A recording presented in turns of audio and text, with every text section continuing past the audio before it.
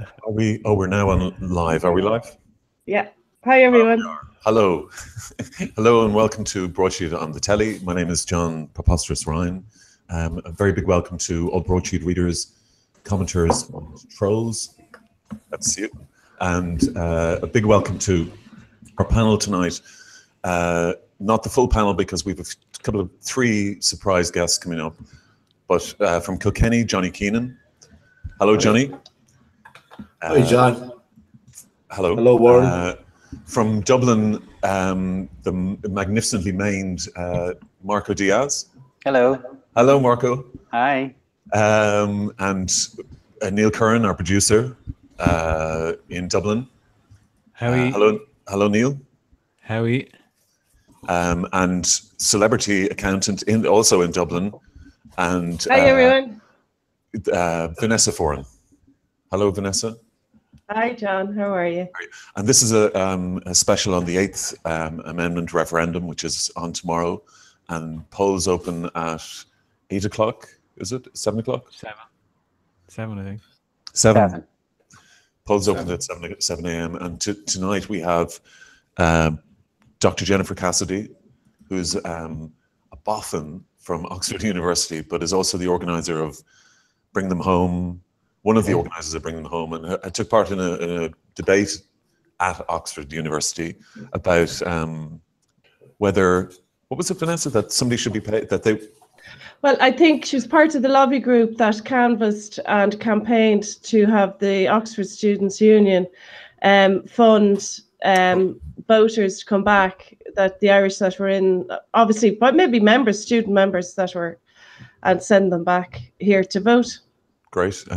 So that's Professor Jennifer Cassidy, is it? Dr. Jennifer Cassidy, professor of something really fancy that we'd never get the points for. Okay, in Oxford. So anyway, and then we have Kate Lawler, who's a pro-life person, unusually, because we try to get a lot of pro-life people, including John McGurk, who promised he would come on, but then it didn't come on, then promised to come on again, didn't come on, and then he said he would come on, but only in a pre-record, and that was it, really. And that was all before the Cora Sherlock primetime stuff, so yeah. It was John, to be fair there, the leader of Renew, John Leahy, would have come on. He was very upset he couldn't come on because of the moratorium. Right. So he will come on another time. He's promised us. Are we ignoring the moratorium? Is that what we're doing? I mean, no, we're free from the moratorium, but a party, registered political parties, and elected candidates are not. But when I spoke to John Leahy today, it's not John Leahy the hurler, by the way, even though he is a hurling man. It's not the John Leahy. I was wondering. He said that they had made a decision to observe the rule of the moratorium, and so there's no point in making him uncomfortable, but he was disappointed he couldn't come on, and he's assured me he will come on. Okay. And he's a big hurling man as well. He's a coach down there in Offaly, so there will be great fun to be had with the Offaly men this summer. Brilliant. So we've got Jennifer Cassidy and Kate Lawler, so it's not a full with Vanessa, it's not a full sausage fest. We've also got Olga Cronin, who's going to come on and talk about the disclosures. The shift. The shift. No, she's not on the shift tonight, which is why I'm wondering why she's not here, but she'll be here in a second. She's going to talk about the Disclosures Tribunal, and in particular Dave Taylor, Martin Callan, and the media and their alleged role in the smearing of in the alleged smearing of Norris. There's Olga there now. Hello, Olga. Hi. I want to first. Hello, Olga. Welcome. We're just talking about the Disclosure Tribunal, that we're going to talk about it later, and we had a pre-show chat, and we got down to exactly what we needed to say. So it's going to be incredibly succinct and comprehensive. A big hello. Marco Diaz is our guest tonight. Hello, Marco. How's it going? Hi, Marco. Very well. Marco, you've been in Ireland for 10 years. Yes. And you're from Brazil. Yes. And tomorrow is your first Irish referendum, I guess. Yeah, it's my first vote. Yeah, in Ireland. In Ireland. Is it your first vote ever? No, I voted before back home, but this will be my first here as a citizen. And may I ask how you'll be voting? I'll be voting yes. No. I know in Brazil that abortion is legal only in cases of rape and fetal abnormality. Is that right? Yes. So, and even in some cases, it's not legal. Even in raping cases, they don't make it legal. Right. Yeah. Okay. So it's tomorrow. If the referendum is repealed, we will have a more liberal abortion regime than Brazil. Absolutely. Yeah. Right. And is it mainly religious objections in Brazil? It is. Most of them are just religious subjections. It's not anything else apart from that. Our government, it's made by religious people, so it's the way that people decided to go. Okay. Is the Papa Brazilian, or is he Argentinian? The Pope is Argentinian. But God is Brazilian, as they say. We don't have the Pope, but we have God. Well, you got Pele to say. So tomorrow, then, are you in touch with a lot of members of the Brazilian community? I am, yes, I am here and back home as well. So it's very interesting. Just to have, first of all, having the right to vote is just, for me, I'm delighted. I'm proud, and I just, as much as I can make part of society here, for me, it's great. And I think just Ireland's going, it's growing and evolving, and things just have to continue. And I think it will be a good example, if it passes, will be a good example worldwide, just how things can be done, really. Because it's still illegal back home in Brazil, and there's still a big number of women dying because all of even the morning after pills and going to illegal clinics and trying to do so. It's, and something like this would send a message to Brazil that they go, look, even Ireland can introduce something. It is a religious country here, but people, they have more sense and among your friends then, would you be in a minority, or would they be mainly? It's actually pretty 50-50. Yeah, which made me very surprised, because I didn't expect. Among my friends, because I'm openly gay, and I heard from gay friends that they would just be, that they would be against it and they would be voting no and stuff, and I was really very surprised, actually. Really, that's fascinating, actually. And then among and would they feel the same way about homosexuality? Or, that's a funny one, because people want to be liberal and want to be free and want to express themselves, but they don't, only whatever it makes them feel good. They don't see around their own, their own space. So that was very impressive to see. One of my friends even said to me, well, but people, they have there's way of contraception, and there are pills, and there are condoms and things. I was like, this is not about how you make it. It's about people's life, and health and equality. And then the list goes on. But it was surprising to see the way that people think. Brazil, I come from a very religious country, so we're not really, there's a lot that are hidden from people, just what it is, really. Because if God doesn't want it, people shouldn't do it. This is the way that some people think back home. So do you feel that we're a little bit more liberal here, or a little bit more progressive? Absolutely, absolutely, people are just having this conversation here. It's fantastic, Right. We wouldn't have something like that back home. It would be just people protesting no. Even my family, I have a sister, she has 3 kids, and she would be like, oh no, it's a life there, but it's there's other people's lives involved. It's not only, you know, what is inside and what is, yeah. It's very progressive here. Yeah, I'm very happy to be part. I have to say, Yeah. I keep telling to everybody, it's my first vote and it's my first, you know, because just having the right to do so, to choose, even to people, because it did even go to people's vote in Brazil. They just said no, we're not doing it. That's it. When did you become a citizen? A year and a half ago. Did you go to the ceremony? I did, yeah. Yeah, is it great? Oh yes. Yeah. It's a big hat and everything. You went to the hat. I have to reveal something here that Marco is in fact, or rather Vanessa is in fact a client of Marco's. Marco is very celebrated. And Mark is mortified now because he's looking at the state of my hair because I don't leave his salon looking like this. I thought, I don't know whether you just been with in the salon or. Well, actually, okay. Let's just make this clear now, John.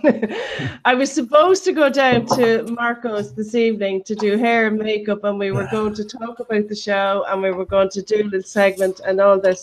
And Asher, you know, things happened, and the issue with pre-records, and so Marco very kindly offered to come on and talk about voting for the first time. And it's just one thing I'd be interested, actually, because I would have asked him this in the salon this afternoon, was about how he thinks the campaign, I suppose to a certain point, even though you're a citizen now, Marco, but you're also in one way an observer as well. You hadn't been through the referendum in 83 or 93. You know, now you were very active in the marriage equality one. But just kind of what your observations are, and just also if I just get one last word in, was is it easier to get a sex change or sex change operation in Brazil than get have a termination? Do you think? Yes. Yes. Yes. Thought that. Yeah. Mm-hmm. Yeah. Anyway, sorry. If you don't mind, sorry, John. I'm giving the show back to you now. No problem, Marco. No problem. Marco, what's the salon? What's the name of the salon? The studio. The studio, and where's that? Ranla. In Ranla. Okay, so the women, is it mainly women? No. Men and women. Yeah. Okay. All the colors in the rainbow. And would your female clients be? How would they be voting? Would they have given their intentions to you, or would you have talked to them? I did, and it is actually a funny subject. It should just be bringing, when you're doing hair. But I've been very active, and I really wanted to talk with people what they're voting and why they're voting, just to understand reality and understand people, because they have their points. But mostly, I would say 80% of our clientele. It's voting yes, which is for me is good. Yeah. So and people that are voting no, I listen to them and try to just give them a shit where they're coming. Where they're coming from, because sometimes I don't get. Well, like.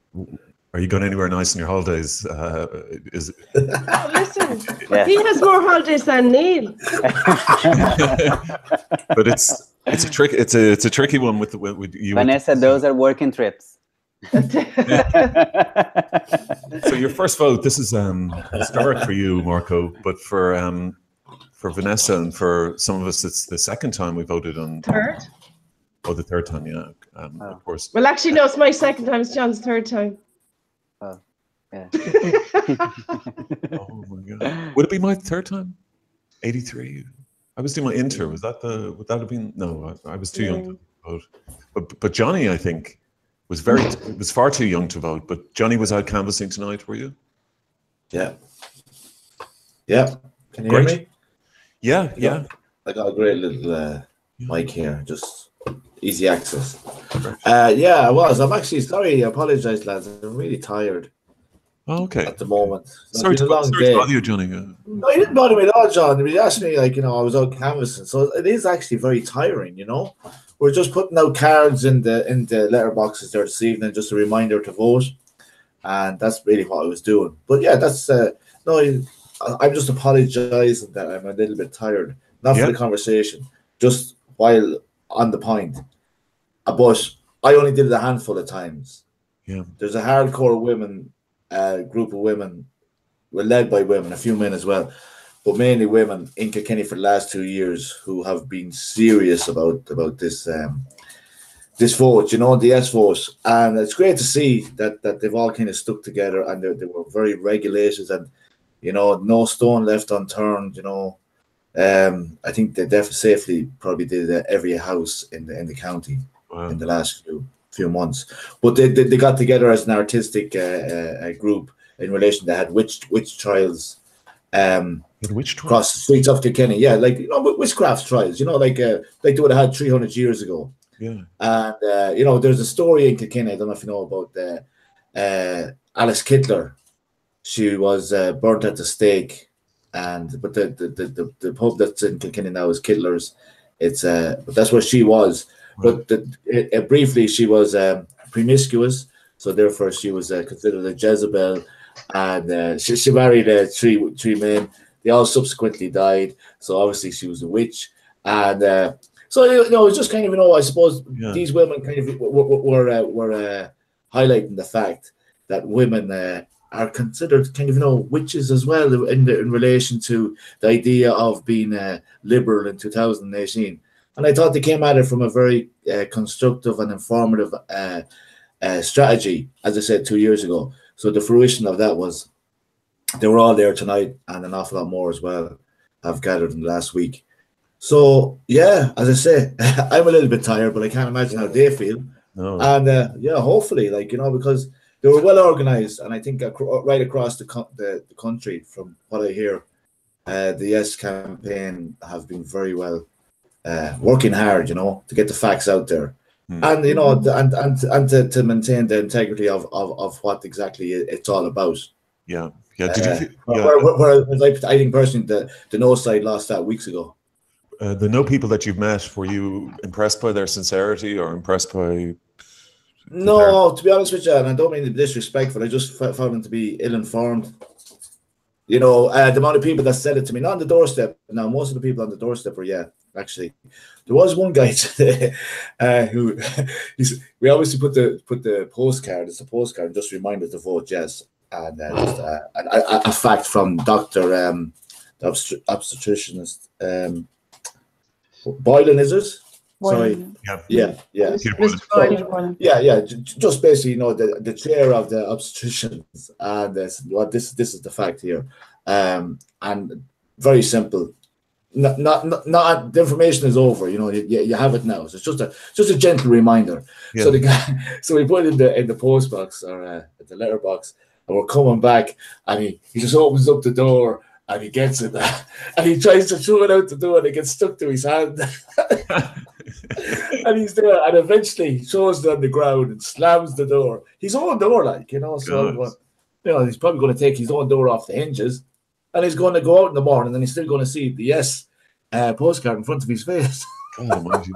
What, did you put him down as a don't know? Or?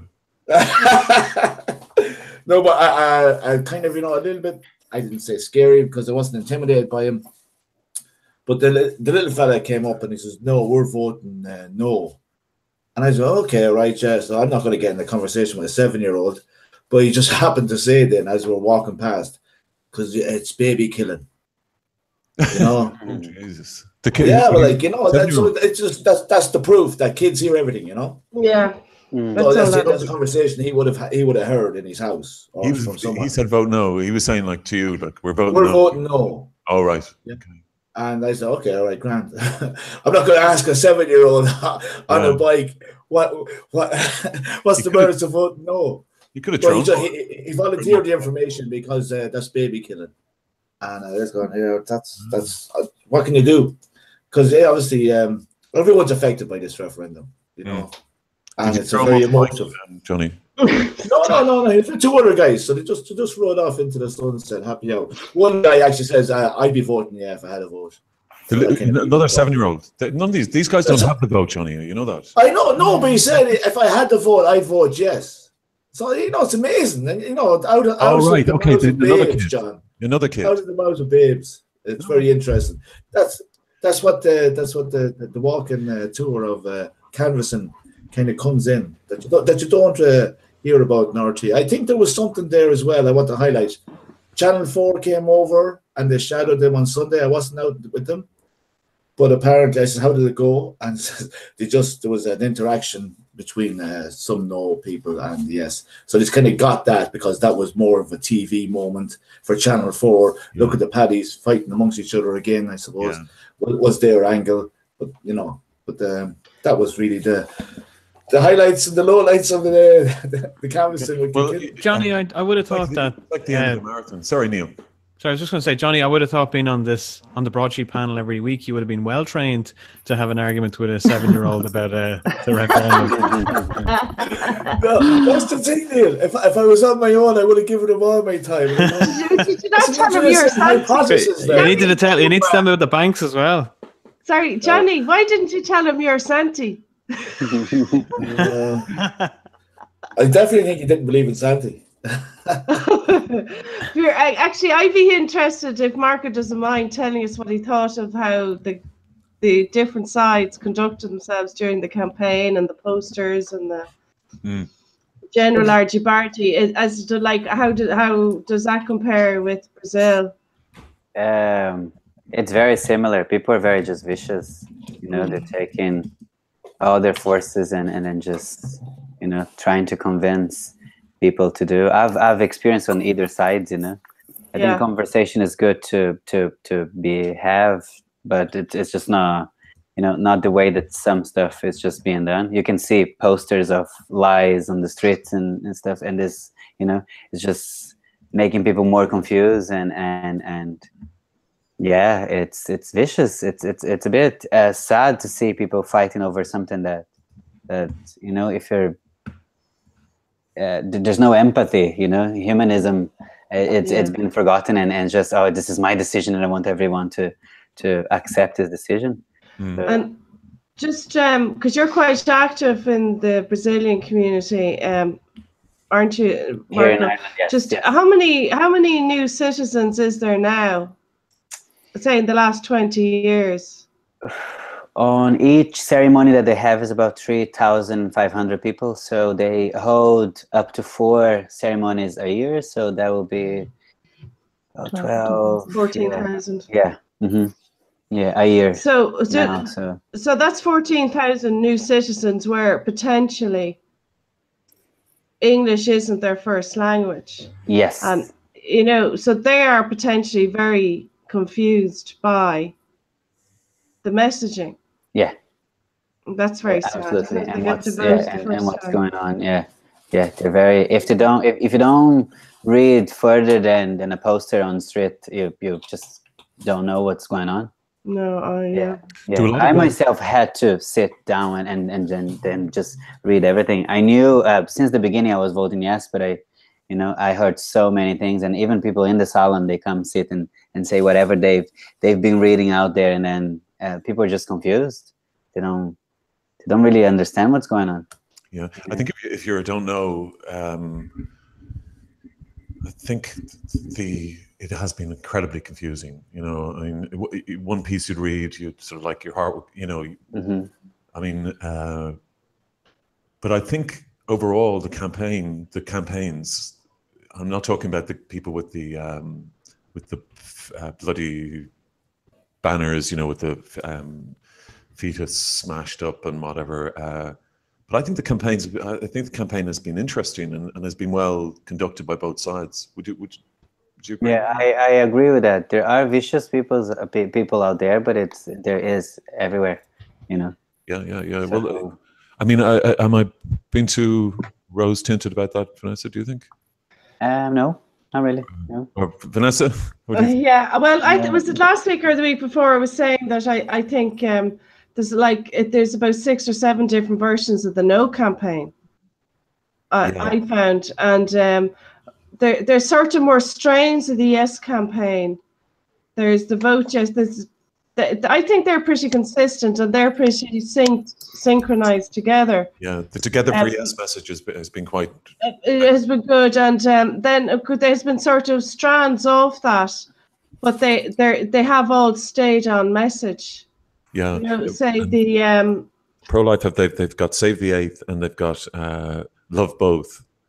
Now, I'm not sure if they're the Life Institute. There's the crowd. I got this awful one in yesterday. Well, I think Love Both and oh god. There's the Cherish the Children Equality. Yeah, but I think the main ones, you know, there's lots of offshoots of the yes side and the no side, but I think the main ones are Love Both and the other one, which is I've just completely forgotten. Olga, do you know what the other? Sorry, John. You have to get anyway, it doesn't really matter. I think they've conducted themselves pretty well. I mean, 83 was very, very ugly, but yeah, but was it ugly, John, or was it just so in your face religious? This is the way you're voting, whether you like it or not. Well, it was, yeah. And you know what though? It was like somewhere around 33%. Right? Can I just say to Marco, the last time in 83 you had to vote no. To be a yes this time, and the other way around. I think it was around 33% the last time, John. So, well, do you know, for such a real, rammed down your throat, dogma at the time. I mean, you couldn't even miss mass at the time. Yeah, there were the church was in their imperial phase here. Yeah, and I saw a photo actually recently of the discussions around the wording of the amendment, and there was Dick Spring, Gareth Fitzgerald, and Charlie Haughey and on each of them was a bishop. So there was literally a bishop attached to each of them to keep drilling into their ear, around this kind of cross-party get together. Yeah. And I just thought, Jesus Christ. But anyway, I think this time around, the dogma is really more vicious than it is sort of religious.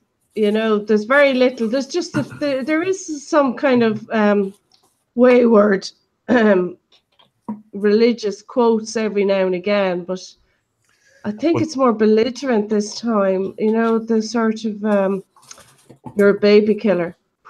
The sort of. Well, there was that, and worse. Porno. It's more pornographic this time than religious Gothic nonsense. On that note, Neil, just before we go back to the Eighth Amendment, is there anything to watch in the cinema this weekend? Well, there is, John, and you've got plenty of choice this weekend if you want to watch something. Actually, it's a very big weekend because it's we're continuing that wave of the summer blockbuster, and there's an iconic character returning to the screen in the guise of Han Solo. So Solo is out this weekend. So that's the big movie. So this is another Star Wars spin-off. And it's the origin story of Han Solo. So it takes place 10 years before the first Star Wars film, which was Episode 4. I don't know how the millennials keep up with all of this Star Wars shenanigans. So it's 10 years before the original. They just don't watch them, Neil. or as does Vanessa. So 41 years ago to the day Star Wars came out. Tomorrow in Ireland, believe it or not, as does Han Solo. So it's set 10 years before that, which means Han Solo is probably about 13 in it, because I think he was quite young in the original film. But we'll gloss over that. And we learn how he meets up with Chewbacca, because that was the thing we all wanted to know. We learn how he got on with Lando Calrissian. Now, the word on the street is that the actor playing Lando Calrissian, which is Donald Glover, steals the show. There was a lot of slack about this guy who was, what's his name now, who was playing Han Solo. There was a lot of slack. Ehrenreich. I don't know. He looks very. Marco would know. Marco knows all the films and all the songs and all the singers and everything from Kylie to. Yeah, Marco, have you seen this guy? I don't think his hair is that great, Neil, is it? He looks a bit sort of 80s. Well, that was exactly my first thought, was his hair when I was sizing this film up.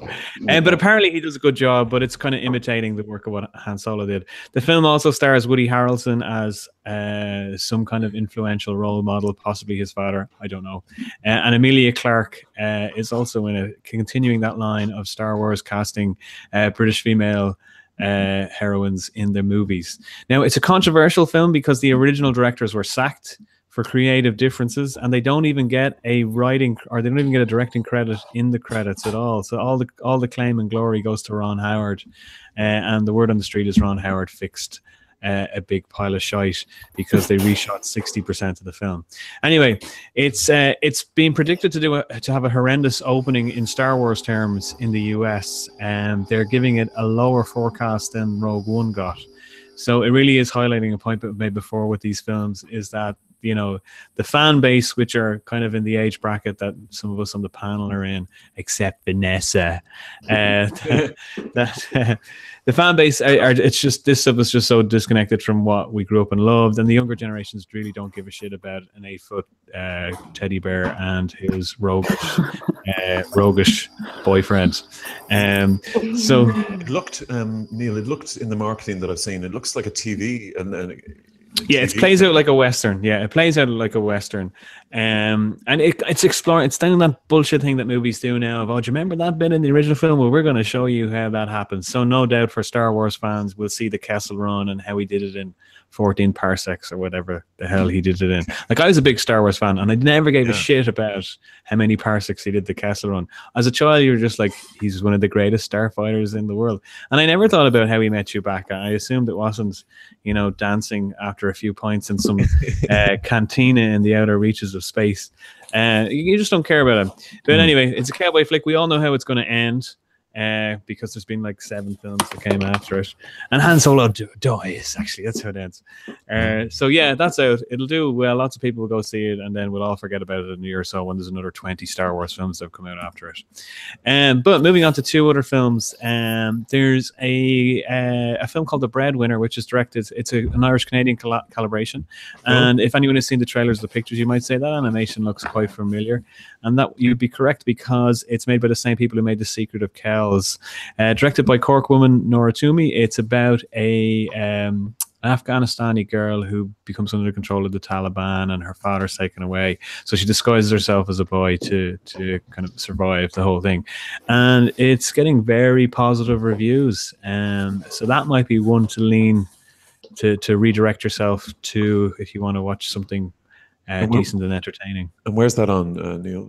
Is it selected cinemas? That's a good question. I think it is select as a limited release. It's a blockbuster season, so it may be on limited release. I don't know. I'll have to look that up, John. Other film is a film called Edie or Eddie. I don't know how to pronounce it because I'm reading it. And it's about an 83-year-old lady who climbs a mountain in Scotland and packs her bag and decides to leave the life that she has had and climb a very challenging mountain in Scotland. And it's directed by Simon do Hunt. that sometime. We could maybe feature that some week. We'll follow you out the mountain. The Sugarloaf. It's directed by not Marco Simon Hunter, Sugarloaf, not the one in Brazil. No. Is there one in Brazil? Which one? The Sugarloaf. The Sugarloaf? Yeah.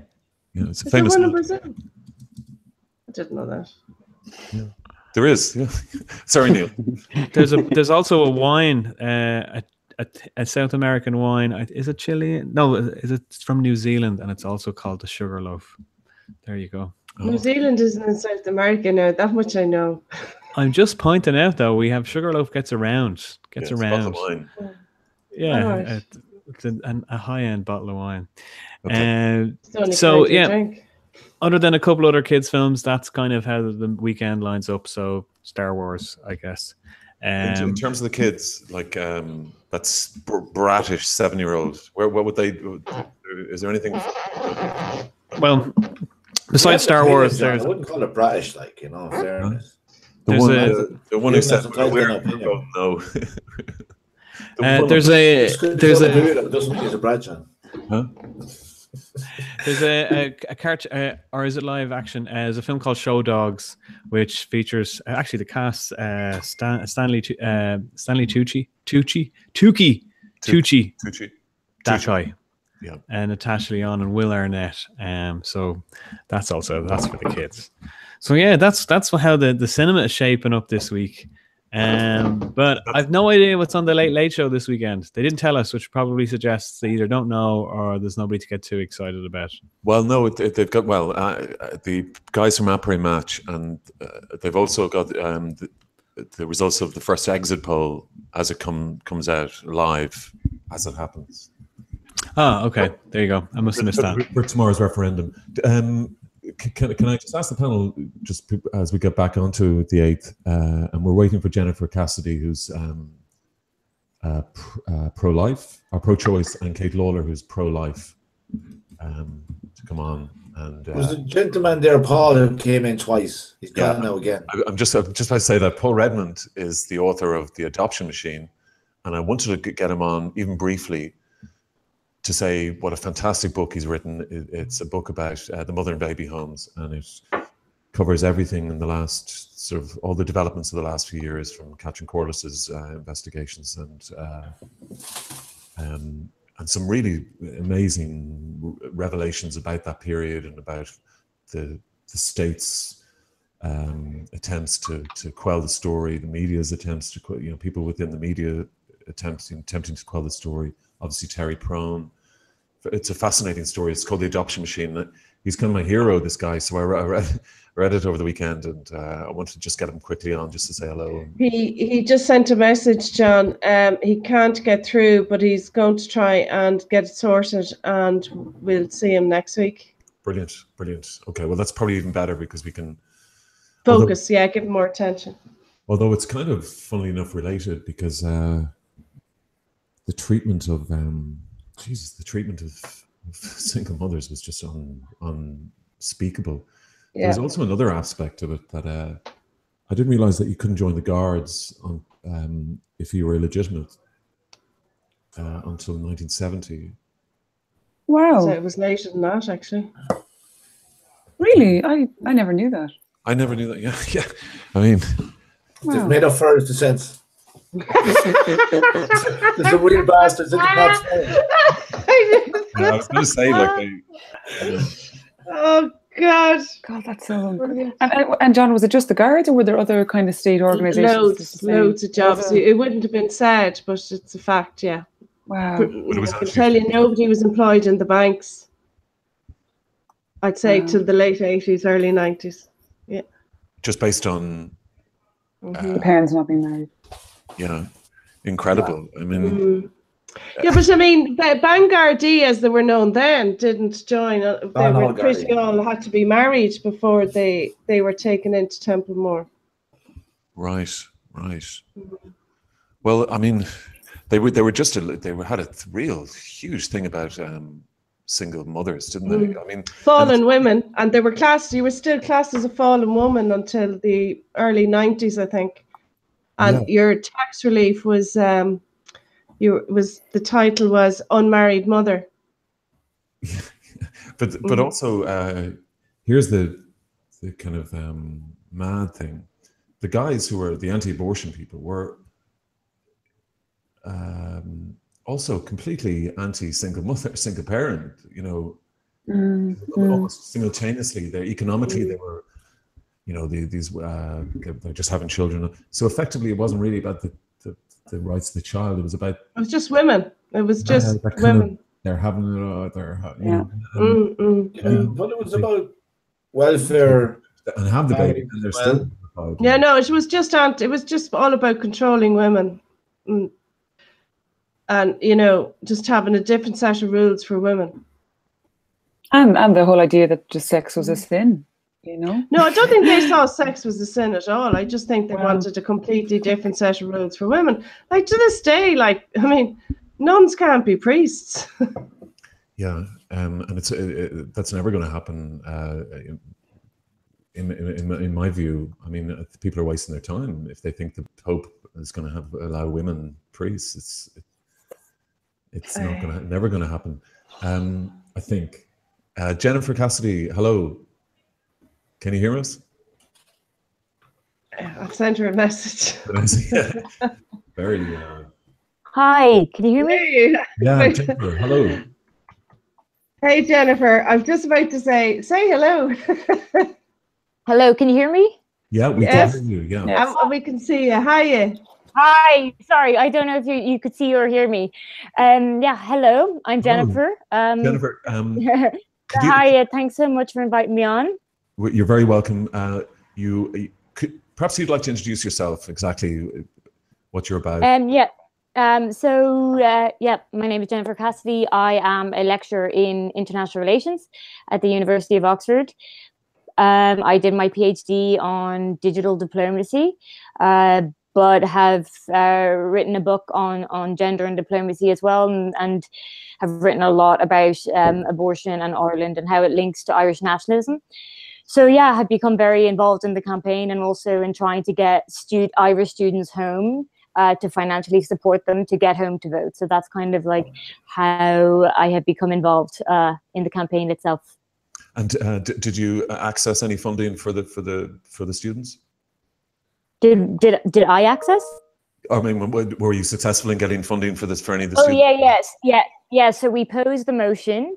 So then we posed the motion to the Students' Union, which stated that Irish students should not be disenfranchised due to their means or voting preference. And yes, there was some contestation on the motion itself, but ultimately it passed with an overwhelming majority.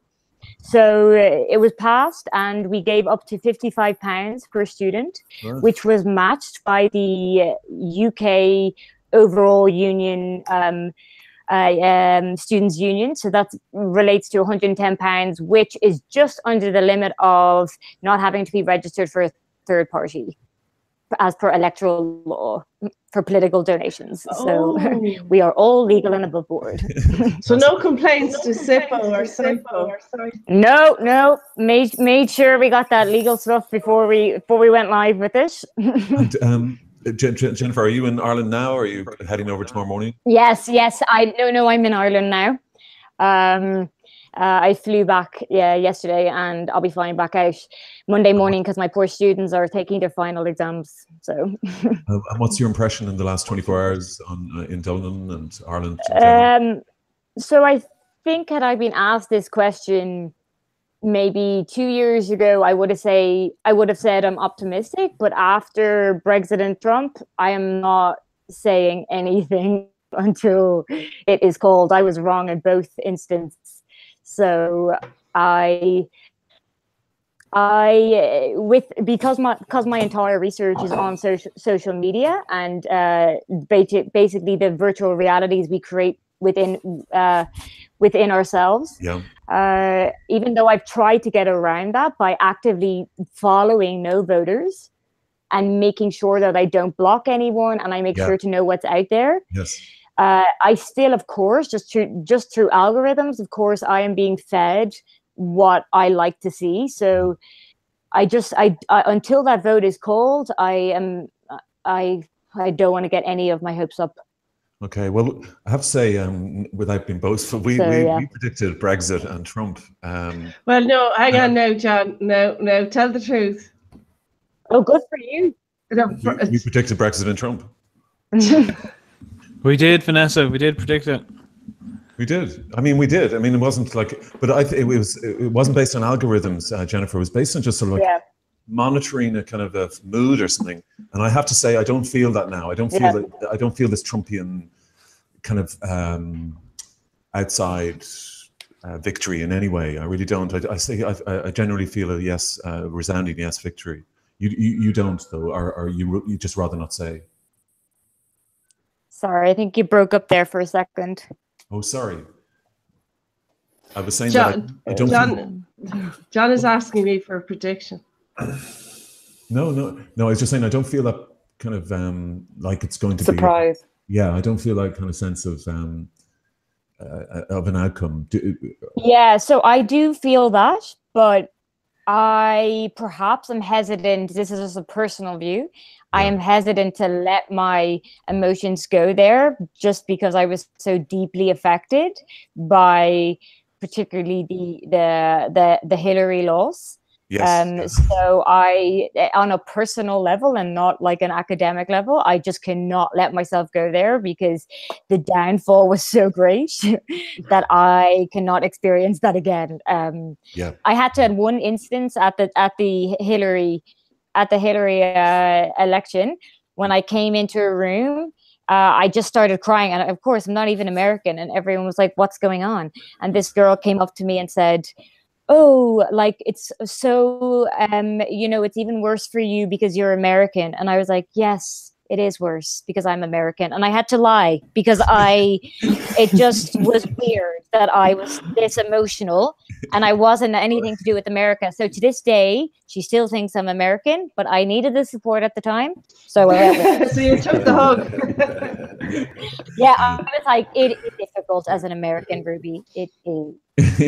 So yeah. Well, I have to tell you now, Jennifer, you're not going to get much sympathy from a certain gentleman on this panel now about Hillary. So I'll just leave it at that. Oh, I know all her ills. And if she was up against a normal candidate, it would be a different conversation. But exactly, she was. Yeah. So yeah. But anyway, she's not the topic of the day. But I could go on. But yeah. No, but can I ask about because we don't have any sort of pro-lifers on, but one of the arguments that they came out with, which was very strong, I felt, was that the Soros-backed, Planned Parenthood, that this is an abortion industry, that a lot of people who support abortion feel it's an effective population control. I mean, there's aspects of the abortion industry that are really unspeakable and unacceptable. And would you agree with any of that? Or? But I just would like to know what are the specifics of the aspects of the industry? Well, let's take Soros, for instance. I mean, Soros has no godly interest in women's rights in Ireland. At least, yes, he's his money. Well, he better not have interest in mine. So, but but what he is obsessed about is population control. He's part of the UN panel on population control. So you can feel if you're pro-life that this would be just why is this person funding or helping to fund Amnesty's Eighth Amendment referendum campaign? There are aspects of the abortion debate that. Yeah, and of course, this issue of international interference and the issue of comparison to different countries and how we may be heading in that direction, and all that this might bring if repeal is passed. But however, at the end of the day, for me, it is really still down to the issue of trust, not just trust in Irish women, but trust in the Irish nation. So that when it passes, and I hope it does pass, that we have trust in our government to make a legislation which the people of Ireland are satisfied with. And Soros or any other international political entities will not have interference in that government. So it does boil down to this issue of trust. I don't say faith, because that would tie to a religious preference, but just pure trust in both women and the Irish people, who will ultimately shape the wording of what is to be replaced in the amendment. But I do accept the point.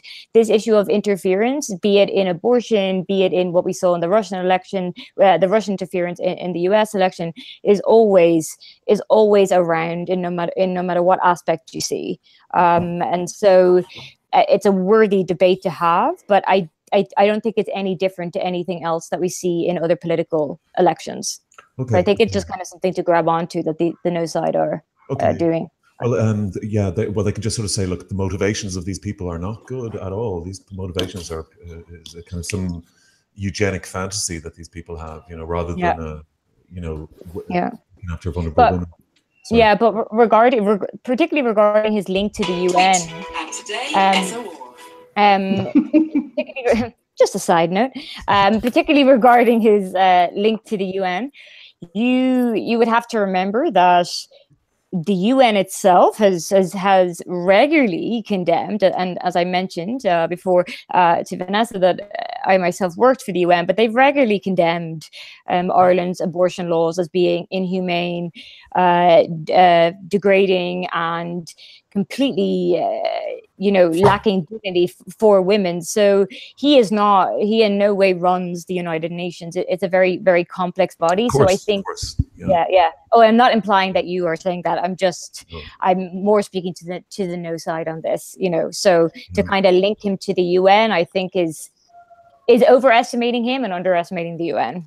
When you were working in the UN and this was the position, like the UN were sort of desperately trying to get us to do something about this law, about this amendment, where did you feel the resistance was coming from within the Irish establishment? Was it the elected representatives, or?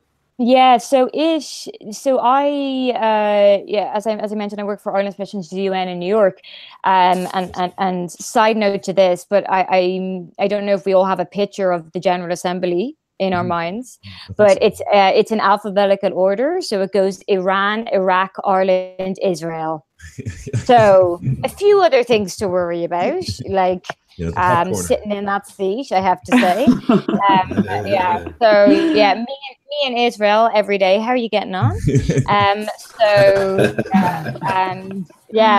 Sitting beside Netanyahu as Palestine gave their first bid for statehood, and I was like, what decisions in my life led me to this moment here? So you have to question yourself sometimes. And then myself and Iraq getting on quite well, but there's an aisle between us. We're just not living at all. Oh, and then I can completely say this on the record because it's pure. It was there. You could see the Cuban ambassador playing Angry Birds right down in front on its laptop. So a lot going on. Can I just say it was a good show. But no. So one of the Irish diplomats deal with.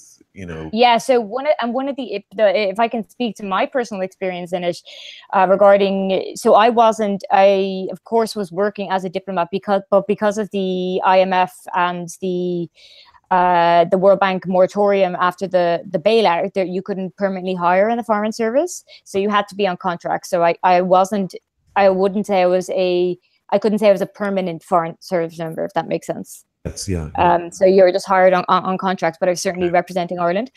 But from my personal view, you are, as a diplomat, like, be it Ireland, be it any nation in the world, you are just a vessel of your country's law. Okay. Like, once you step into that hole and once you step, into that office, you do not have your view. You have the view of the state. Sure. And that is like the basic, one of the basic tenets of diplomacy, which I found very, very hard to deal with. Being diplomatic, not something I attend to, but but I think we all struggle with that. I know it is. It's a tough one, especially sitting beside the others. Speaking of which, Vanessa, we did predict Brexit and Trump. I'm sorry, I just want to get that. No, hang on, no second. We don't get credit for it. Bodger did. Bodger did. Sorry, I'm the collective Broadsheet we. Jennifer, we have first-time voter Marco Diaz from Brazil. Hello, Jennifer. Hello, Marco. He'll be voting yes tomorrow. Yes. But are any of your students that are coming over? Would many of them be no voters? The ones who took the funding? Yes. So first, I will say this to just cover all legal aspects: that the funding was not tied to voter preference. Great. At all, and you couldn't even on the funding application, you can't even declare your preference, even if you wanted to. Okay. But with that said, there are 301 students at the University of Oxford, Irish students, and everyone that we know in the campaign was a yes voter. So there's just no getting around that. Okay.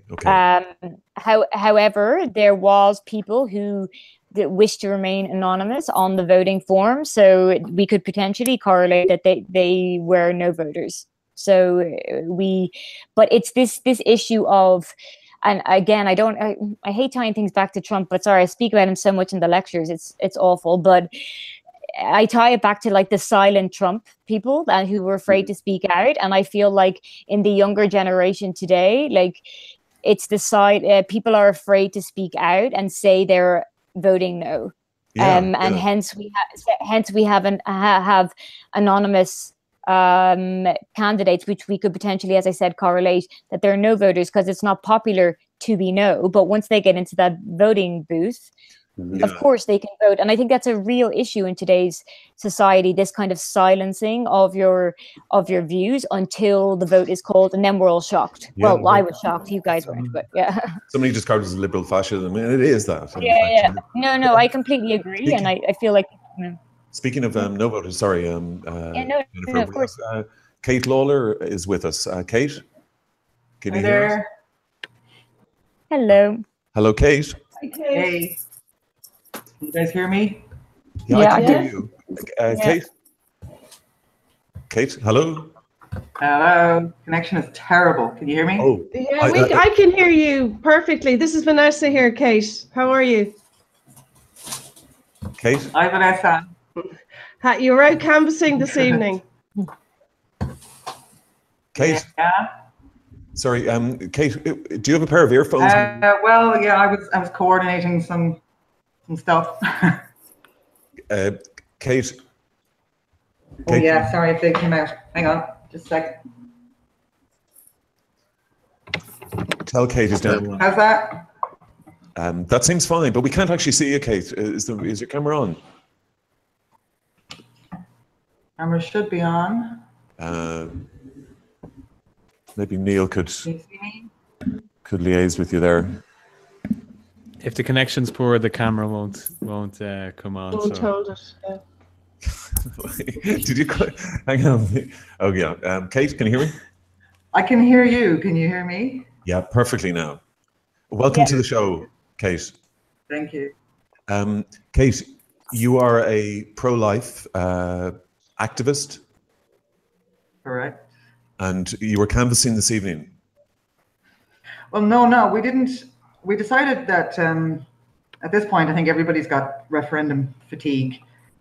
So it was kind of a more passive approach this evening. Most of the different teams decided to just have a presence, hand out some booklets, and be there if people had questions, or if there were, any last-minute doubts or anything that needed to be clarified. So instead of, knocking on doors, because I think people are kind of tired of that now at this point, there was just some efforts in various locations to just be in a public place and to be there if people had questions, to be there and be obvious so they could come up to us and talk to us. Okay. And Kate, are you affiliated with Save the Eight or the Love Both? Well, Save sort of is an umbrella. I'm doing workshops for the past 18 months for Family and Life, which is actually the biggest and probably the longest established pro-life collective in the country, but maybe not as high profile as the pro-life campaign. But Family and Life is the organization I've been working together with for a while. But I'm an independent pro-life, pro-woman advocate. And I'll work together with anybody from any of the other organizations. Sure, and we were just discussing that, like a lot of people will be reluctant to say they were a no voter.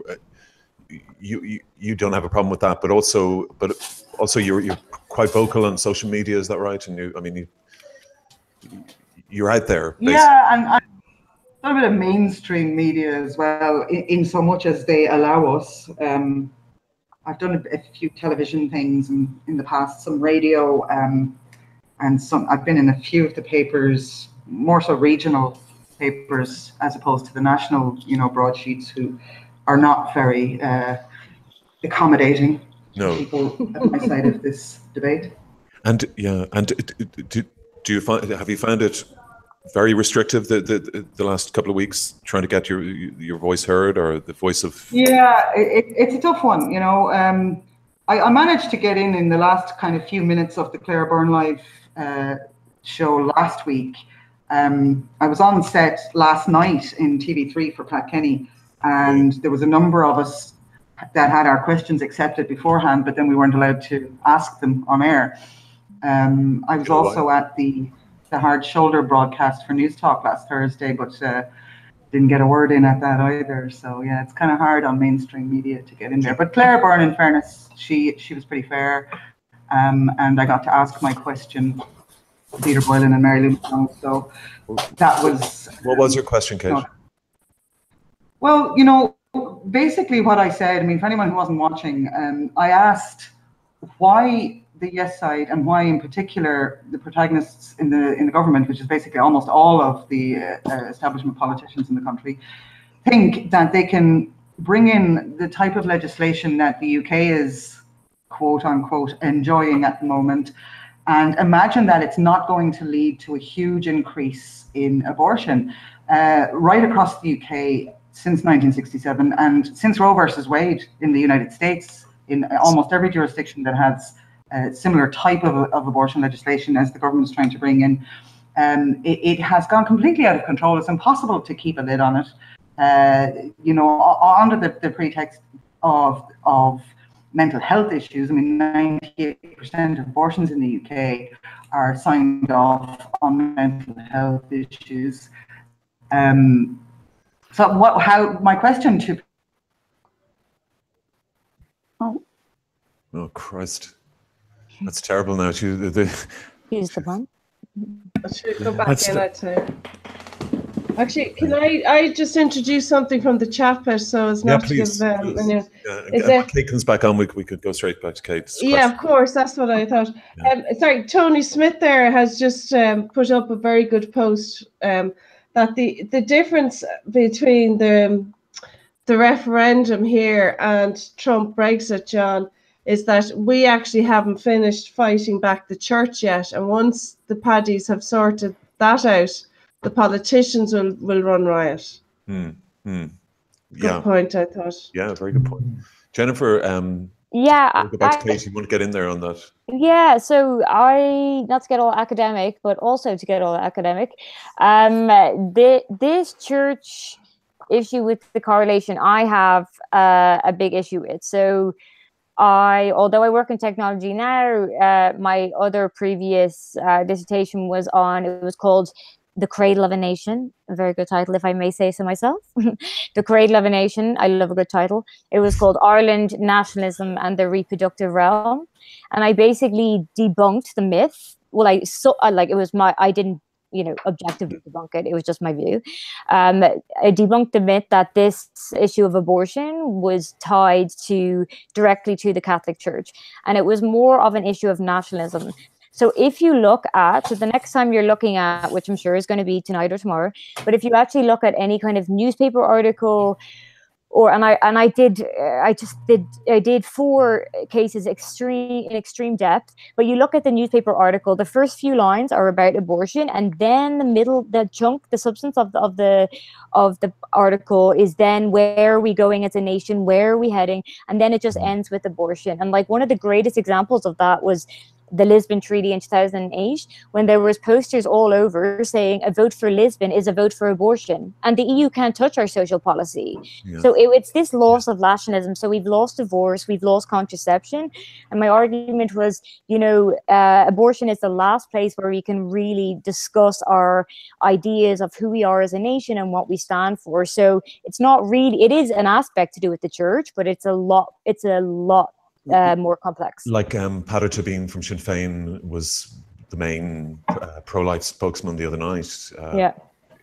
So I've looked at Sinn Féin and their policy has been very kind of woolly and vague over the years. In fact, I know that Mary Lou is now fronting their Yes campaign, but I'm sure within their rank and file there's a lot of, as you say, a kind of a nationalist pro-abortion stand, Yeah, it is, and I think the case of Lisbon and also the X case, I think, proves that, because the X case showed that the country came out for the first time in direct support of this girl. And that was because, in my opinion, she and her family ticked all the boxes of what we deem a good Irish citizen to be. So the father spoke for the family. They were Catholic. They were a traditional family, and they were it was traditional patriarchy, Catholicism, and familialism, and so they ticked all the boxes of what we see as a good Irish family to be, and that was the first turning point. And so we supported the act there. So for me, it more links to an issue of nationalism and actually less to do with the actual act of abortion itself, because we don't mind it happening on foreign soil, particularly the colonial land, if you will. Yeah, Kate, if you're back, Kate. Yeah, I think I am. Yeah. I'm sorry. We didn't deliberately cut you off, but it was right at the moment you were going to ask the question that you were asked on at the end of the Claire Byrne. Yeah. I mean, I asked them, why did they imagine that it's going to be any different here? Oh, any different than what is happening, according to you, in America with the states that the. Well, it's not according to me, it's according to the statistics. The huge increase. Jesus. Kate? That's a pity. George Soros is messing us up, John, I'm telling you. Kate, the rural broadband. See, you didn't pay attention to me when I wanted to talk about it. Kate? Was 3,600 annually. Yeah, we lost you there for a long. They don't want you to they don't want you to put out your question. Try it again. Yeah, let's go for it again. Yeah. I'm being sabotaged. I take it you can't see me. Yeah, it's a pity. It's a gorgeous photograph. Is that you in the gym? It's me in my kitchen, which is my gym. Yeah. Kate, would you do me a favor and turn your computer on and off? I need to find that it might work. Everything will come back on. We might be able to see. You know, I hear you. I used to work in tech support, but I can promise you, this laptop is so old. It takes so to load that if I turn it off, it'll be tomorrow lunchtime before it's back on again. I can promise you. So let's not do that. You know that feeling. We have a good reception now. Okay, Kate, go you get the question. Quick, get it out there, quick, Kate. The question you asked. Okay, I'll break it down really small. I asked them why did they think it was going to be different here? You know, because their claim was that there would be no increase in abortions, but in the US and the UK, it was more than doubled, trebled, even quadrupled in the first decade of liberal abortion legislation. So why did they think that in Ireland there'll be no more than the 3,600 or 4,000 women a year? Well, didn't they look to Switzerland where the abortion population is the same? Switzerland is not representative. The type of healthcare in Switzerland and the type of economy there with ours. So you know you're talking about apples and oranges here. But Kate, I think they have. I think their contraception is a bit more freely available, and it's a lot more liberal education on that. No, contraception. Look I'm 52 years old. The first time I got the pill was in 1986. I walked in to a well-woman centre in the city where I was in college, and I said, "Can I have the pill, please?" And they said, "How much of it do you want?" 1986, probably before some of you were born. Liberal contraception issue. It is not difficult to get contraception. It's not difficult to get the morning after pill. You don't even need a prescription. You can walk into a pharmacy and get it for 20 quid. You know, this myth about Ireland being in the dark chains and dark ages where you can't get contraception. So you're okay with the morning after pill, Kate? In Waterford. It's such a pity. God. And you know, I don't know if you can hear me. Yeah. You're breaking up, but this is fascinating. Go on, Kate. Sorry. Did you hear what I said about the availability? About the which? Because the availability of contraception. Yes, in 1996. Yeah. In anybody 1986, can get contraception. If you can get contraception in Ireland, there is no restriction on contraception. This is nonsense. You know, Liam Neeson went on about that. yes. All being assigned to, you know, Magdalene type environment. You know, women couldn't get contraception, and you know, you couldn't get a condom. Like, this is complete nonsense. I don't know why they're making up this crap. It's like an extended episode of Father Ted. You know, they're trying to project this around the world, that this is the Ireland we live in. This is not the Ireland any of us live in. You know, contraception is easily available. So you're okay with the morning after pill, Kate? Yeah. Well, the morning after pill is not part of this discussion. It's out there. You know, that ship has sailed. It's not about my personal opinion. It's about the legality and availability of it. You can walk into a pharmacy and get it without prescription, so it's not even up for discussion. No, I'm not arguing with you about whether it's up for discussion or not, but some of the pro-life campaigners would object to that. Well, it doesn't matter, because their objection to it doesn't have any bearing on the referendum. None whatsoever. Kate, can I ask That's you? a fair point. Kate, the circumstances under which you would allow abortion in Ireland, can I ask you what those would be? There are no circumstances where abortion is necessary. You have there are a list of obstetricians have said for the past 30 years they have never been compromised in caring for a woman, and they have never had to directly kill a child in the womb in order to save a woman. You know, we've had therapeutic intervention for decades here, and there has never been a situation.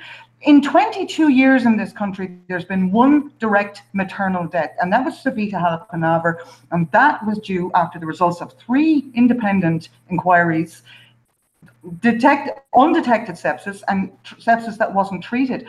And there were 13 signs missed from the time that Savita was admitted to hospital until she died. There were 13 signs missed that she could have been saved. And it was a medical misadventure. It was due to all kinds of mistakes that were made, none of them related to the 8th Amendment. In the 5 years since Savita died, there hasn't been a single direct maternal death from sepsis. And this is in part due to the 19 protocols that were introduced by the HSE prior to the 3 separate official inquiries post the death of Savita. So those 19 protocols have been introduced, and in the 5 years since her death, no direct maternal death from sepsis. But in the 5 years since her death, there's been at least a dozen direct maternal deaths from sepsis in the UK every year. And they don't have an 8th Amendment. Yeah, but that population number, are you doing that per head, Kate? Are you No, of that course not. No. These figures are per 100,000 live births. This is how those figures are calculated. Of course, it's not calculated per population. The whole of Ireland could fit in Birmingham. You know, that wouldn't work. The maths don't work. It's per 100,000 live births. Okay. Yeah, we wouldn't. It'd be a very rare year that we would have 100,000 live births here. The figures are calculated as per every 100,000 live births. That's how the statistics are calculated. That's how those kind of statistics are calculated across the World Health Organization. Look at in 183 countries surveyed on the World Health Organization, Ireland rates, and meaning number 1 being the best and number 183. Ireland rates number 6, you know, really. Yes, but Kate, a lot of that has to do with the fact that Ireland had the very first maternity hospital in the world, which was the Rotunda. Mm-hmm. And at one stage, Ireland had the biggest maternity hospital in the world. In medical administration, it's kind of referred to as tertiary facility. So I think it might have been the early 1900s that there was a decision made to provide free maternity care in Ireland because of the massive infant mortality rate you had in Ireland. It was the worst in the world at the time. So, well, I think if you want to go back to the 1900s, it was a concerted effort to invest and kind of change our record with infant mortality, and that's why Well, I you think now if you have want today to the talk about highest, global, one of the best maternity, the best maternity treatment in the world. That is still a statutory right, and it's still free. So if we're going to compare, kind of go back to the sort of the origins of why our record in Ireland is so good in terms of maternity care. These figures There's are a calculated. history. There's a century of history. Vanessa. Okay, but these figures are calculated every decade. You know, they're not figures that go back over 100 years. They're figures that are calculated decade after decade in this century. But Kate, you're not really comparing like to like. I mean, for instance, where Mark is from Brazil compared to our city, you know, I mean, the reality, and it's also kind of a slight distraction from everybody. Sort of, it's a bit like everyone says, "Oh, it's the best place to have a child in the world." Ireland is. We've been told by pro-life people. No, you've been told by the World Health Organization. Well, I think Jennifer might have something to say about that. Jennifer? Just a very direct question to Kate.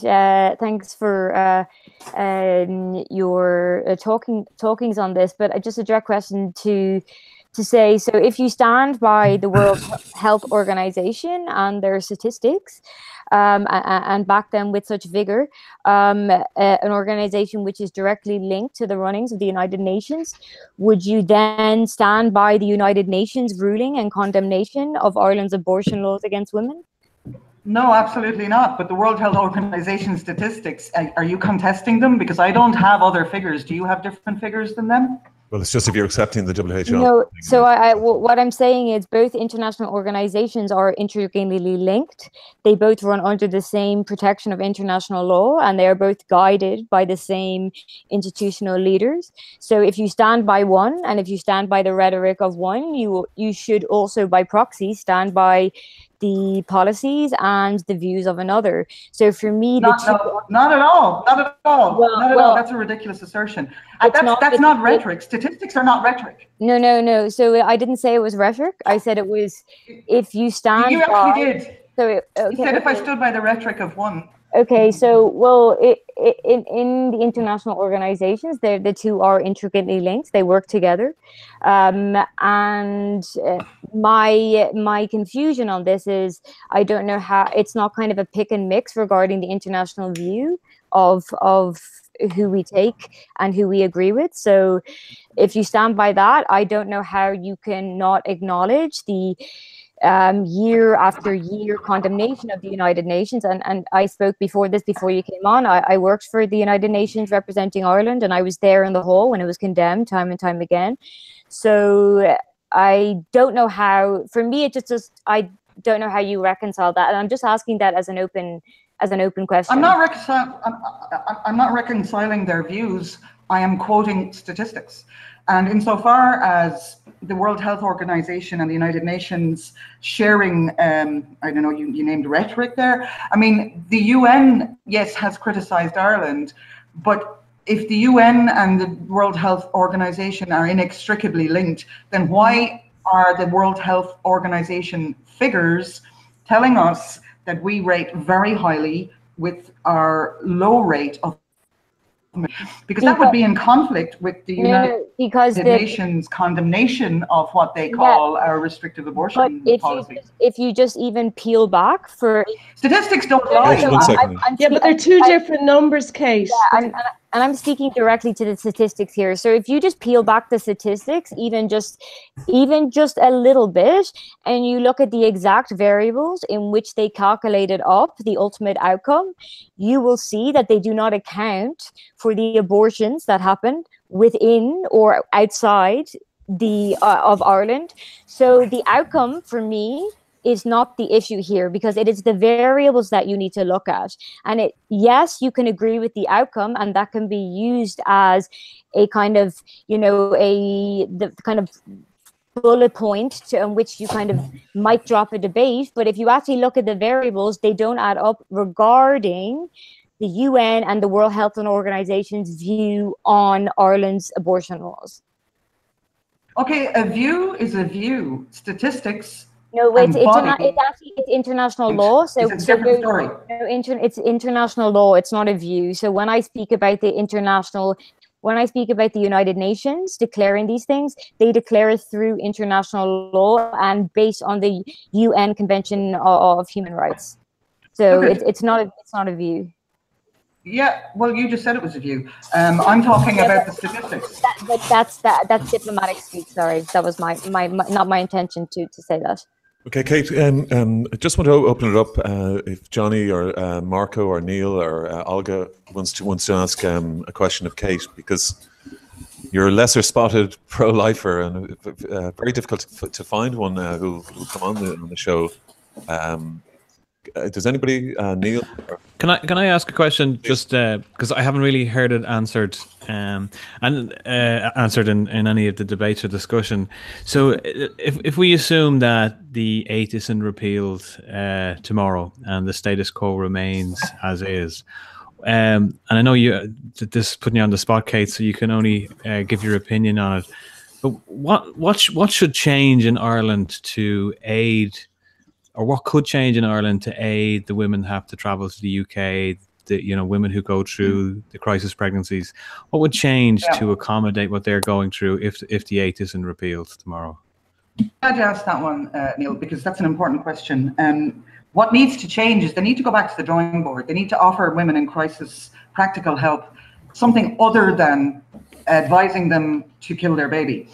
There are at least half a dozen organizations in this country at the moment that get no government funding. They're entirely funded, managed and maintained by people like me. We fundraise, we help, we give practical help, counselling to women post-abortion. We give practical help to women who need, for economic reasons, need things like cots, nappies, somewhere to stay, assistance with adoption agencies. The real help that women in crisis would be looking for if the government actually took their finger out and actually tried to give some practical, real help instead of saying, okay, you've got a crisis, the best thing for you is to kill your baby. Because the amount of work that goes on that isn't acknowledged, that is blanked by the media, that, there are organizations, there's One Day More, Precious Life, Women Hurt, Unbroken, Rachel's Vineyard, that off the top of my head, I haven't got the list in front of me, but that's off the top of my head. Cherish the Children. There's a whole bunch of organizations that give practical, real help. But not women. Impartial. Not impartial advice. Well, what do you call not advice? They also help women who are post-abortive women who come back with regret. Look at I don't know if any of you were watching the Pat Kenny thing last night. There was a woman in the audience who talked about mental health issues. She had suicidal ideation. She had a lot of issues during her second pregnancy. Pat barked at her, didn't let her finish. But what she said, and it was very poignant, and it was a very striking point. She said that her mental health issues, state of mind varied like a roller coaster from one week to another. And at one point she wanted to take her own life, which obviously would have taken her child's life as well. But because she had a very supportive husband and because she was here in Ireland, she couldn't kill her baby, and she luckily didn't take her own life. But that within a week or two of her mental health issue, when she was fluctuating, she realized that her state of mind at that time wasn't the state of mind a person should be in to make a life or death decision. We were accused of not taking mental health issues seriously, but it was last night's debate. It was Colm O'Gorman and Regina Doherty that weren't taking this woman seriously. She made a very, very valid point. She said, if you're struggling with your mental health, you are not in a position to make a rational decision. Who else would endow somebody who admittedly and is seeking assistance for mental health issues? But Kate, you're denying. Who would endow them for when and you're completely stressed. And we know that stress is a blinder. We've all experienced stress. And this is another thing I want to say. In this polarizing debate, my side of the debate is always characterized as people who live in some kind of flip whatever happens to us. In almost 3 decades of advocating to preserve life, everybody that I know who's involved in my side of this debate has experienced crisis. We are women who have had abusive partners. We are women who have had, like, all of the people that I know who are involved to the level that I'm involved in this are also people who have experienced despair, bereavement, loss, and crisis. We're always characterized as, I don't know, some kind of stupid Stepford wives who have perfect partners, perfect lives. We're not. We have experienced crisis too. And that's why we do what we do. But you were saying about that making a decision. You're not making this decision under stress and crisis. But if the person's decision is to terminate the child, the stress is unbelievable in Ireland because there's no access, there's no services available to do that. They've got to get flights to England. And do you see that in aspect? What I see is people not looking at the cause of the crisis. This is not an issue about geography. This is an issue about terminating a child's life. And the women who are sad and angry because they had to go to England, are they sad and angry because of geography, or are they sad and angry, or because they felt they had no choice but to kill their child? I mean, the majority of women who are post-abortion say that they had no choice. And it's ironic that the whole issue of abortion is called choice, because the majority of women who opt for abortion say that they had no other choice. There is not enough focus. Yeah, there's not enough focus on assisting people in. I mean, how many other choices do you hear Colin O'Gorman talking about? How many other choices do you hear Regina Doherty talking about? They're pushing termination. No, they never acknowledge the organizations that are there. Kate, Vanessa here. One second. Like Kate is so vastly outnumbered that just to give her more time than you would normally. Sorry, Kate. I think that there is no focus on other options. I think that if you are in a situation where you feel so desperate and so under attack from whatever direction, whether your child has been diagnosed with a life-limiting condition, whether you just feel you've got a number of children and you just can't have any more, whether you're in an abusive relationship, whether it's just simply not a planned pregnancy, that there is not enough out there to say, okay, listen, we're here, we're going to help you, we're going to do something for you. What are the reasons for your crisis? But Kate, instead of saying, okay, here we go, abortion. But this help is not forthcoming at all. I mean, in terms of the state are not putting forward, there's no money available for this thing, or there's no money made available. Well, do you think that a human life should be ended because of money? Well, you see, that's just rhetoric, because in reality, no, that's not rhetoric. That's not rhetoric. I know, but what are you going to do about what are you going to do about these 3,000 women who've made a choice? Okay, you will say that choice is sometimes under stress. Of course it is. I mean, it couldn't be. But a lot of them are joint decisions between couples who've had it's like a mistake as such, not a mistake, they forgot the morning after pill. How do you know this? How do you know that these decisions are choices made by people who feel they have other options? I mean, how do you know that? Where's your information coming from? Kate, I'm going to step in here. Sorry, John, and everybody. Please.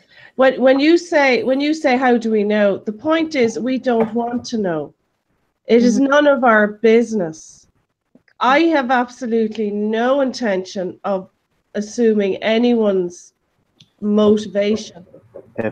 or lifestyle for making a decision. And I don't say choice, I call it a decision. And I'll tell you now, Kate, if I was pregnant, if I discovered the line was blue tomorrow, I would get an abortion. And I would do it because it is fair for everybody in my family. I'm just too old. I just do not want to be in my 60s, in my 70s, and having a 20-year-old minding me. And well, that is a decision. No, but it's a decision. Okay. And when you say just a moment, Kate.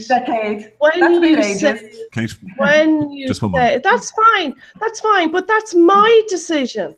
Yes, it's my decision. And when you say, how can we, and you said to John just before I came in, you said to John about how do you know people have no money? How do you know? The point is, we don't need to know because it is none of our business. It is a private matter. And the reality of it is, I'm not here to make decisions for other people's families, but for how they make their decisions. And, you know, there was talk this evening about having only all women on this panel. And I objected to that because I see this as an equality issue. It's a community issue.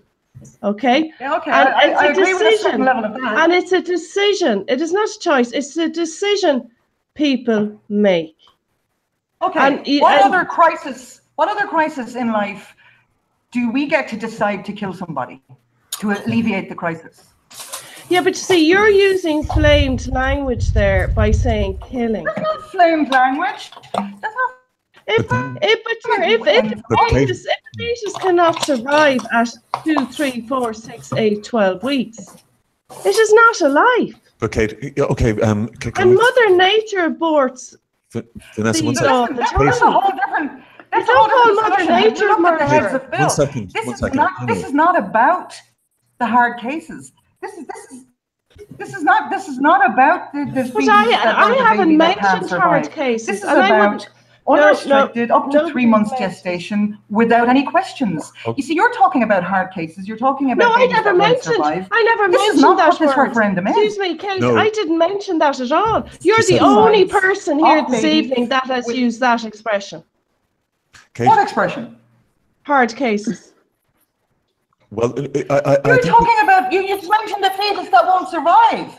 That's a hard case. No, that's not what we're arguing about. A fetus at 2, 3, 4, 5, 6, 8 weeks cannot survive. It is not a hard case. Listen, that is at 2 weeks, nobody even knows their. That is a biological scientific fact. Kate, a fetus that is 3, 4, 5, 6, 8 weeks old cannot survive. Vanessa, one second. You're struggling at 24 weeks. Okay, Vanessa. Kate, when in your opinion? This is 3 months without any questions. No, when in your view does the life start, life begin? Well, this is not my view. The science is settled on this. There is a distinct and unique, separate human life, DNA markers from conception, and that's. Okay, would you repeat that again? Sorry, we lost you. Sorry, Kate. God. Sorry, Kate. We've lost you. Could you repeat that again, Kate? Sorry. Okay. The question about when life starts is not my opinion. The science is settled on when life starts, and that is the fusion of egg and sperm, which is any time up to 72 hours. Look, there's a window. Okay, so up to 70. Yeah, but the state only say that the fetus is viable at 24 weeks, which is when they will intervene. You know, with the early baby units and the SCABU units. So have you looked at the heads of the bill? Have you looked at? Sorry, you looked at the heads of the bill? The heads of the bill, right? You're hang on now, Kate. Like, you know, yeah. If you want to ask me a question, let me answer it. If you want to talk about the proposed legislation, I'm here to talk about it. But the point is, if you want to do that, are you conceding defeat tomorrow? Well, because the legislation doesn't exist if the no vote went tomorrow. So are you conceding defeat? no. Okay. I'm happy to talk the legislation with anybody. Yeah, But if those that are against repealing the 8 want to talk about the legislation, the amendment has to be removed first before they can talk about it. So either concede defeat or let us talk about it, those of us that want to see the repeal of the amendment. Kate's allowed to talk without conditions. No, I'm just saying, like, are they, if you want to talk about the legislation, except that it's only when they are defeated, the no vote is defeated, does it become a reality for discussion? But it's a hypothesis then that she's perfectly allowed to discuss Vanessa without. Is Kate still there? Is Kate? Her avatar is there, but. Oh yeah, but she can't. Okay. Has she gone? Well, maybe she'll come back in. Johnny, you seem very upset with the killing the baby lion and all that. That's kind of, that's a tough thing. I'm hearing that quite a lot. Like, sort of, I don't know, like, how can, it's true, but like, it's not really kind of, something that you can say to bring on the conversation in relation to an empathetic, from an empathy perspective, and I think, once someone starts calling someone a baby killer, it kind of, doesn't bring in rational conversation after that. And I kind of, I've heard it quite too often, to be honest with you. I think there's an awful lot of really, really, really good people on the no side who really feel that this is a terrible thing. And people like Kate, she's not just talking, she can back it up, she actually looks after people. So there is an awful lot of people, and I mean, look at Irish people, our history, like, we have a great history of looking after people that are less fortunate than ourselves. Even when you look at how much money we give to Africa, for example, per capita, we give more than we receive. So we, as a people, we are innately really good. So when I say, like, there is some really, really good people in the no side, they just can't understand how you would do something. But the reality is, and this is what I say in relation to, I'm a liberal, so I think choice is very important. So outside of Kate, but an awful lot of the do-gooders are saying, we look after the women. They had 35 years to look after the women, but they didn't. And the circumstances in this country now are worse than ever, in relation for single mothers and what Joan Burton did to single mothers. There's the empathy is almost gone, and maybe it's the world we live in now, but it's not. It's not we're going to wrap our arms around and we're all going to look after each other. That's not the real world, ideally. But what I would say to the no campaign, because tomorrow, whatever happens, the no campaign, the people that are voting no, still have the opportunity to go to these, make themselves be known and say, if you are in crisis, we're here to look after you. So that would be an extra option for these women that are vulnerable, that are a little bit mentally incapacitated and stressed out, all the aspects that go with an unplanned pregnancy. So if people really care, is what I'm saying, and we kind of do, let's prove it. And that's probably the best thing to come out of this referendum. That there's no one. Tomorrow is all about choice for me. I tried to take in all the weeks and what the fetus looks like after, but it just blew my head too much. It just simply comes down to choice and trust women. And after that, then we can all work together to make sure that there is no abortions, for example. Wouldn't that be brilliant? Sorry. Sorry, John. Sorry, Olga. Sorry. Okay, go ahead, Kate. That's not. And that was half my question. I said, the no abortions thing is not with Claire Byrne. This thing is not going to happen if it's abortion culture. Look at. I don't know about all of you and your families and stuff. I've had 5 children. Separated now. I was married for 20 years. The second 10 of my 20 years marriage was very difficult. None of my 5 children were planned. None of them. My first child, I discovered I was pregnant just after I got back from my honeymoon. My second and third children were twins, and my first child was only 9 months old when I became pregnant with my twins. My fourth and fifth children, my fourth child was born abroad. My fifth child was conceived abroad in a country where I could have gone out in the morning when my kids went to school, had an abortion and come back, and they never would have known. And when I looked at that blue line, one of you there, sorry, I can't remember your name, Vanessa. when you talked about the blue line. Vanessa said that, I yeah. sat on my bed and I thought, I can't do this again.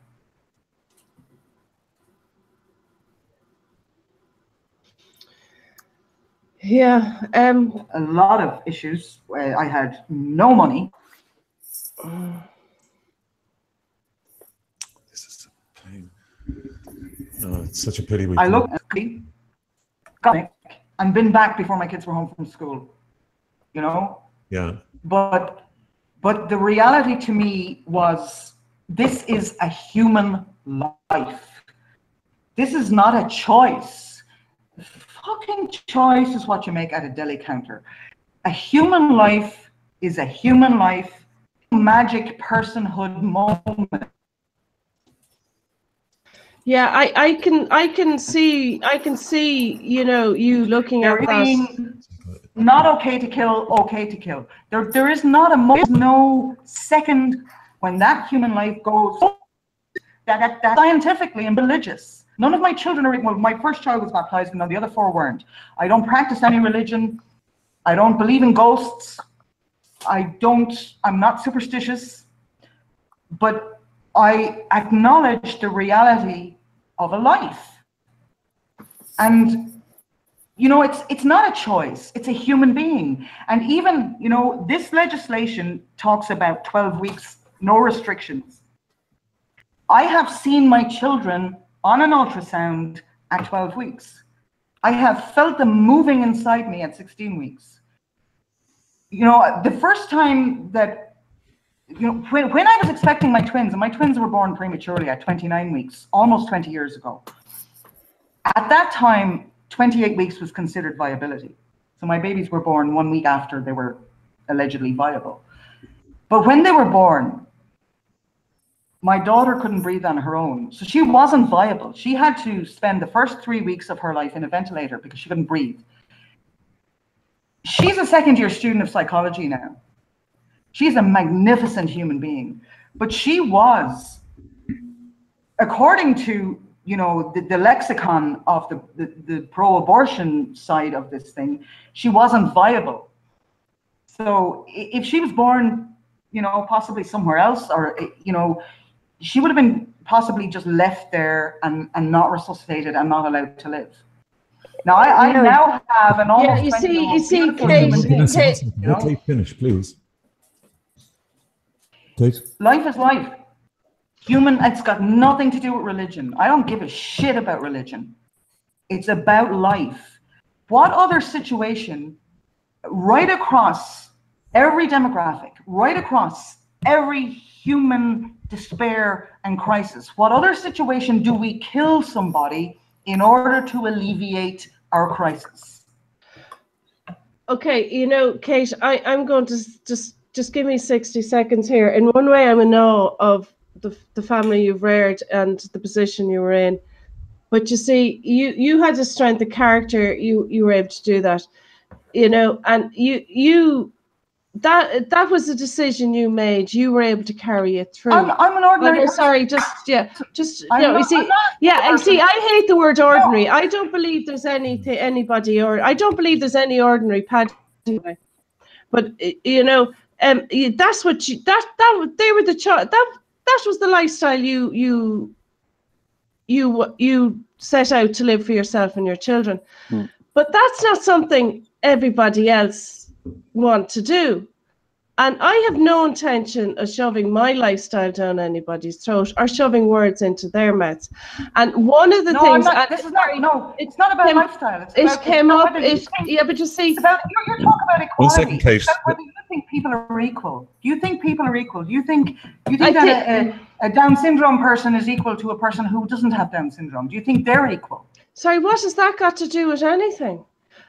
It's got everything to do with it. 90% plus of Down syndrome diagnoses are aborted in countries that have the kind of legislation that our government is trying to bring in. No, that's not true. 100%. That is absolutely not true. No, you couldn't possibly, know the baby you're carrying is Down syndrome within 12 weeks. Oh, yes, you can. And I really, yes, and can. actually, this brings me to a point that I've been asked in. We have a chat pit running here. We have an interactive website here, and they've asked me about this, and it brings me to my point, to what I was going to ask you.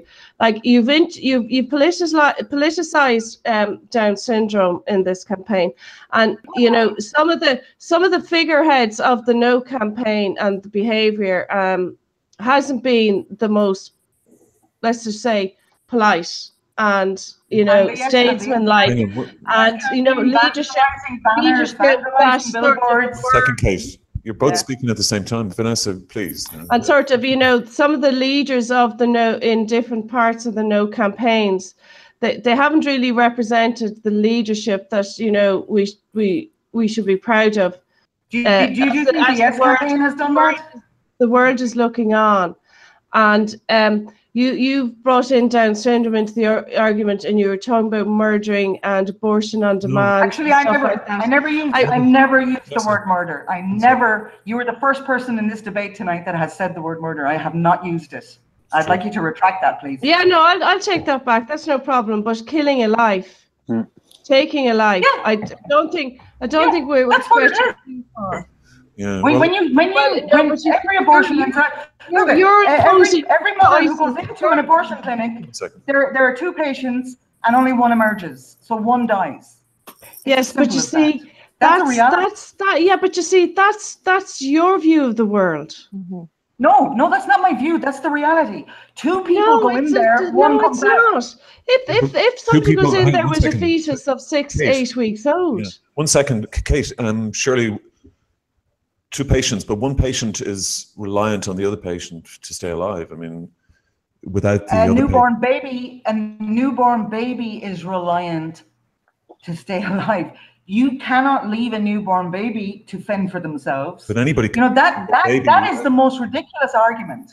That is not. No, I think that's quite rude. No, it's not, because a newborn baby can be put into an incubator. A baby needs.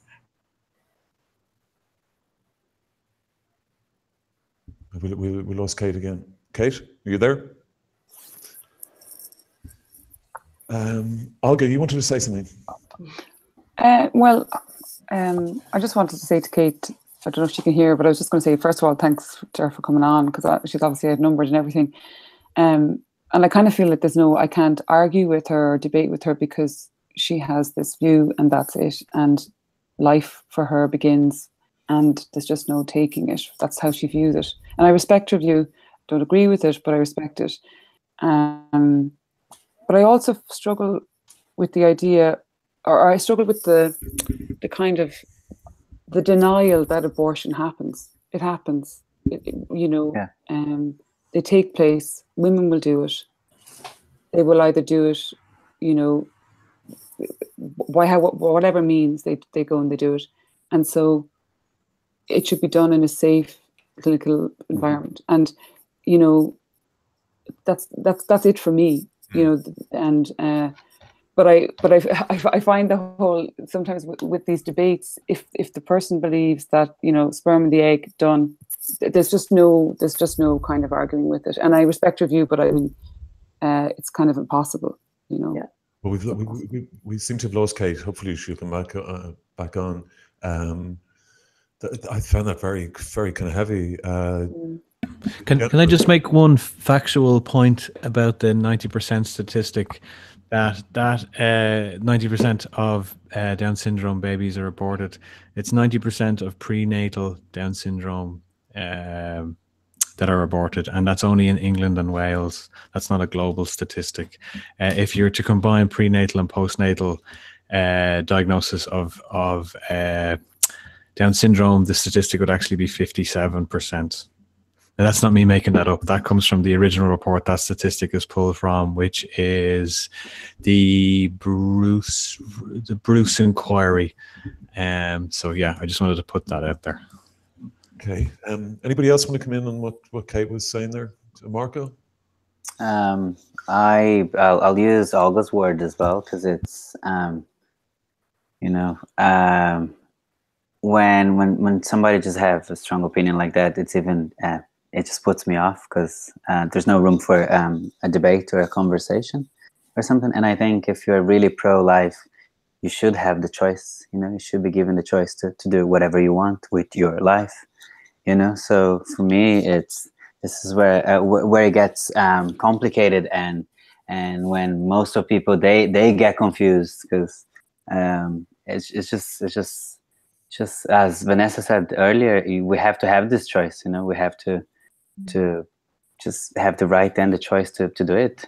And when I hear somebody saying that it's pro-life and then it's not willing to give the choice to people, it kind of gets confused in my head, And I know so little, and I've been only here for 10 years, and what I've been reading and listening, it's just, for me, it's just, if you're pro-life, just let live and let live. Yeah, trust first, and then the choice. Yeah, it sounds for me like it was the debate was in Brazil. That will be a queue of women just wanting to abort, and it's not the case. This is the way that it sounds for me. It was same. It was the same with the equal marriage referendum. People think that because they would say yes to same-sex marriage, people will be, Cher will be playing in every pub that you get in, and people would have anal sex on the streets, and it's not, it's not the case, Well, it's just a right that people have. If Mr. Biscuits had his way, that's a really good point, because that was actually part of what I was going to say, and I forgot. But this idea, I don't think any girl dreams of having an abortion. It's not like something that it's a goal or it's an end, a finish line.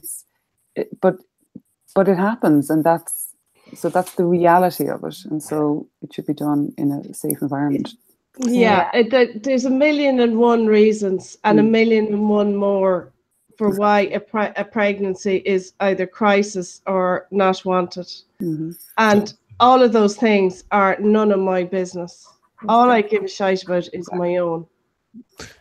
Jennifer, were you sympathetic to what Kate was saying there? Usually I'd be diplomatic, but it's 24 hours to go to election, so I will say no. I was not in any way. I think my emotional barriers are down. Well, you'll be back, Jennifer. Yeah. Well and truly gone. I did say, can I say to I from a slight moment of humor, I said to my students who are taking their final exams on Monday, they were like, "Oh, will we see you back on Monday?" I was like, I could be sitting in a jail cell in Dublin, who knows? And they said, and they were like, "Why?" I was like, "Oh, could be a few riots." And then I said to one of them, "But don't worry, I'll use my one phone call to check in on you to see how the exam went." And the student said, in all seriousness, "That's so honorable that you would use your one phone call." And I was like, "What world are you living in?" I said, "Just make sure to tell my friends and family that I'm in jail." So as I said, emotional barriers are down. But one thing that really, really just kind of hurt me. One of the statements that Kate said, that saying, this is not a choice, and she linked it directly akin to a choice that you would make at a deli counter. Awful. And that just really physically hurt me to the core. In what world or in what lenses do you have that you view women in such a manner that you would see that they would make a decision like they would make a decision at a deli counter? It is just unfathomable to me, and it just shows the deep disrespect and distrust of Irish women. And while, as Olga rightly said, I completely and 100% respect her view. And my own family is split on the issue, and we're walking up and down the house. Well, hello, good morning.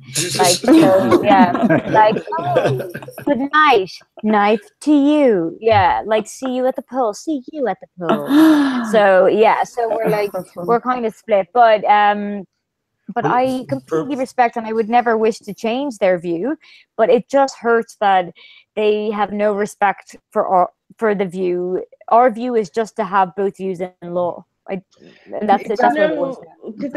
John is always really dedicated to reminding us and telling us here on the panel, Jennifer, about how sincere he does think, the no campaigns view is, and how deeply felt it is, and how deep their faith is.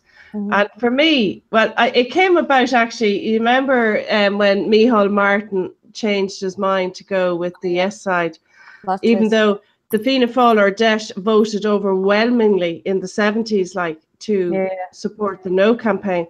And I remember saying it was a load of bollocks. He was just following the trend, and there was no more he rode to Damascus epiphany than anything else. And when you hear somebody when John makes a case for it like that, right? And then you hear somebody coming on, as you said, to liken the whole thing to a deli counter.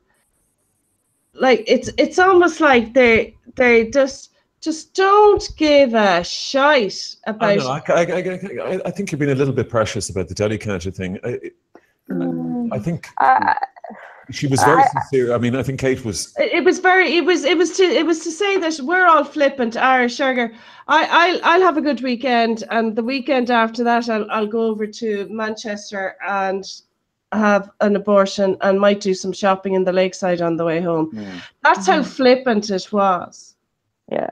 I mean, if I had to have an abortion, it would break my heart now, because I'd love more. But it's just totally unrealistic, and it's unfair and totally unfeasible.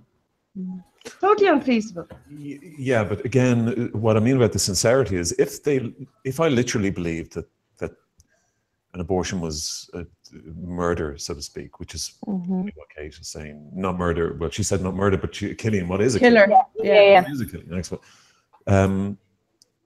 If I really believed that in my bones, I would do everything in my power to stop abortion. And I 100% agree, and that is why I feel, and I'm always hesitant to even debate the issue of abortion, because it is almost impossible, again, not to get academic, but you are literally standing on two separate spectrums of political philosophy.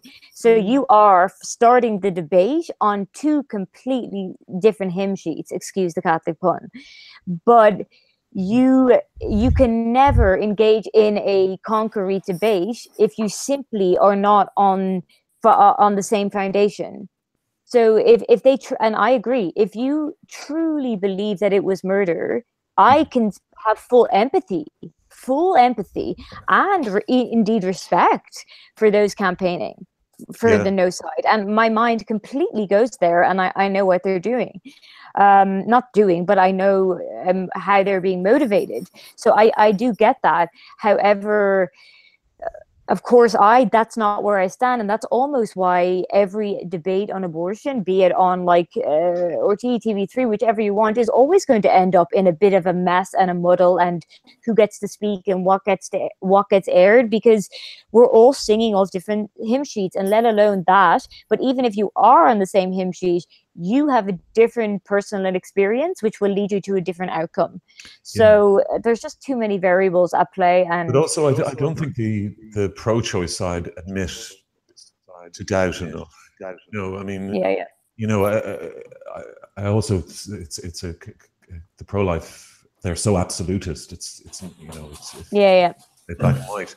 But I also think there's the pro-choice side don't even admit that there's any doubt. I mean, anybody I think has ever given sort of abortion a consideration, like the thought of it, there's huge doubts. So Sorry. Do you mean? Do you mean? Yeah. Yeah. Do you mean doubts as in like a woman's personal doubt on it? Well, I think there's just areas of doubt within the pro-choice. Between any pro-choice person you meet privately will sort of say, well, there's doubts on aspects of it, you know. Of course, yeah. You know, And not. Yeah, sorry. Yeah, and not because it's not. Oh, sorry. Just a final point there, not to get too JFK on it all, but like with if I may, with you know, rights comes great responsibility. Okay, so look, as someone who is extremely pro-choice, I would also be of the opinion that if you are pregnant, and if it goes outside the realms of fetal abnormality, rape and incest, then you should, like, I still wouldn't put into law my opinions on your body, but I think that you should take a kind of sound judgment and a responsibility to act in a manner which is fast and quick, and which is going to be best for you as a whole. And again, I still wouldn't put that in law, but that's just my personal viewpoint on it. Okay, yeah. Sorry, I just want Neil is going to have to leave us because I have to disappear. Where are you going tomorrow, Neil? I have an early shift in the morning, so I'm up early. Got to brush my teeth. And then I'm leaving the country again on Saturday. So I'll be broadcasting from on location next week. I'll be closer to Lukey now than you guys are next week. But I do want to leave with some news, please. And this is really for Vanessa. Vanessa, the second trailer for Dwayne Johnson's summer blockbuster Skyscraper has dropped tonight, and you're in for a treat. This is when you're going to have to change your underwear afterwards when you watch this one. We see him in a very tender state at one point in it, and then we see him all macho, and we even see him in a suit. So this is the big one, Vanessa. July 13th. We should perhaps look into Broadsheet on the telly at the cinema and just stream your commentary during the movie. But anyway, I gotta go. Yeah, thanks everyone. Neil, before you go, will you make a case, a 30-second case for the undecideds? I don't at this time. Yeah, go for it. How are you going to vote tomorrow, Neil? I'm going to be voting yes, obviously. Actually, I will say one other thing, because we got mixed in the discussion there. There was a straw poll put up in the chat pit about people's views as to how the vote is going to come out. If I can just find it again. So there was 5 or 6 people commented. Miriam Faithful suggested it would be 70-30 yes. Some old queen suggested 60-40 yes. Yeah. Janet's 53 yes. Mary Duffy 56 for no, 44 for yes. Kim Kardashian 55 for no, 45 for yes. So even in the chat pit, there's disagreement around how this will turn out. But they're still all showing a yes vote, though. But yeah, I think it's 70-30. Jennifer, what would you say? Anyway, good night, folks. Oh, Neil, sorry, 1 second. Neil, before we go, how's George? Oh, George. I'll tell you what, I'll go grab him so you can see how he is. I'll be back in a moment. Okay. Jennifer, what do you think, meanwhile, how it will go tomorrow? From a personal view, as I said, I from my virtual reality, as I said, that I've constructed, and hopefully I've done it in like a more democratic way than I had in Trump and Brexit. But I do think a yes. If I was to call it now, like if I was pushed, I would say a yes. But let's just say I'm not going to be shocked if it's a no. But if it's a no, I have to say that I'm sure, along with a lot of us here, but I think my faith in the nation, and not to sound dramatic, but like in humanity as a whole, will just, after the last kind of global shocks, I pretty much will be crushed. So that's just like just particularly just all the work and the decades that's gone on. And it's not just like it's not like, you know, even with the Trump thing, it's not like, oh, in 4 years we get another chance. Like, this is our moment. This is it. Like, and that I will be, Johnny, how do you think it'll go tomorrow? Oh God, I don't know, John. Yeah. Okay. All right. Yeah. I think poor old Johnny is very emotional. Not very emotional, no. Just to update you all there, I got a text from Kate Lawler there, and her connection is completely dead. But she really it seems that she was disappointed it cut out. So hopefully, Kate, you'll come on again. And I did promise you a no holds barred debate. So there'd be no censorship and no bias. It was just going to be a complete open forum. So I do hope you come back to us anyway. Yeah. And thanks for coming on. Yeah, it was good. Although the morning after pill comment was a little bit telling, I felt, in the sense that why can't they just take the morning after? It's so available. This goes back to John. But this goes back to what I've been saying about the no campaigns. Have been very confusing amongst themselves. There were so many different versions of the no campaigns. 1 second, Neil's George is there. Oh, look at that! Oh, You'll have to say something, Neil. There's a light fixture on his head. Come here, Johnny. I saw your dog humping the cushion there in the background earlier on, so be careful. Neil, can you say something and hold it up? So we can see him, yeah. So we can see him. The cone of shame. It's not the shame. There's no such thing as shame in Ireland anymore after tomorrow, John. Neil, can you tell us? Neil, your mic is off. Neil, say something. Oh, sorry. Yeah, I don't know if you can see there, but he's got a shaved head on one side. So his ear was removed. So his ear canal and his inner ear was removed. He's doing great. He gives no shits that he has no ear anymore. He really does. He's wagging his tail at the moment. So dogs for yes. He's a dog for yes. Yes, but you see, that dog was denied his choice. He got his job done, and he wasn't involved in the decision at all. We asked him over and over. We asked him so many times, and he just wouldn't answer. So we had to make the decision for him. But he's doing great. He's doing great. We cut off his ear. Cut off his Mickey. So he's lost his testicles and he's lost his ear since he's come into this family. No choice in the matter at all. No choice at all. Next time you see your doggies with yes stickers on them. Well, look at it. He's happy. Yes, he's happy out. Johnny, you had you had Jinx behind you going mad there earlier on. Is he okay? I think he's worried about his daddy. His daddy got a bit emotional. We had to make the decision for Jinx as well.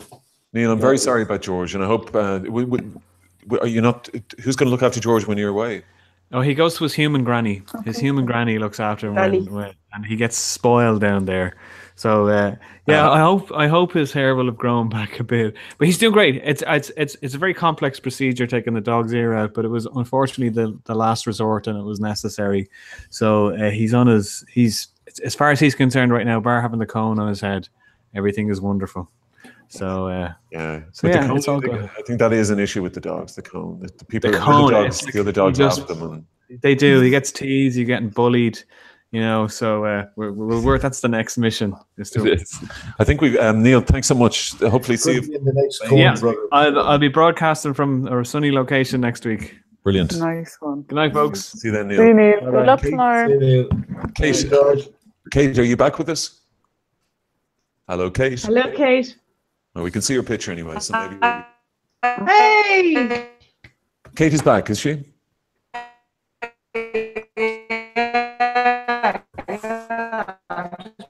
No.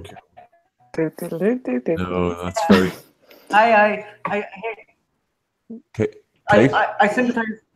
I sympathize with Neil. And I run with her.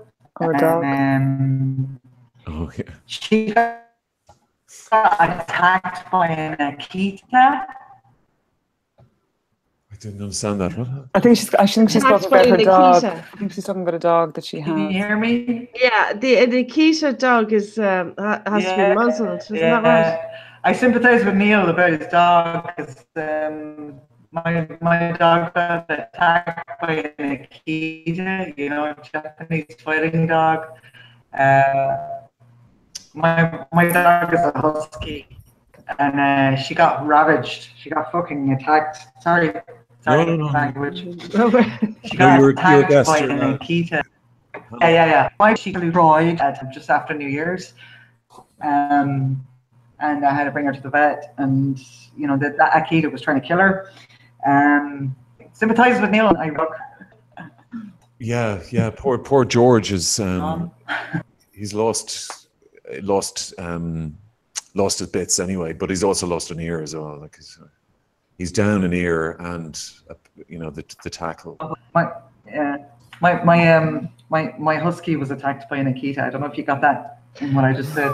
Yeah, we got the Akita bit anyway. That you had a husky. Akita. I was like, what a plot twist. Yeah.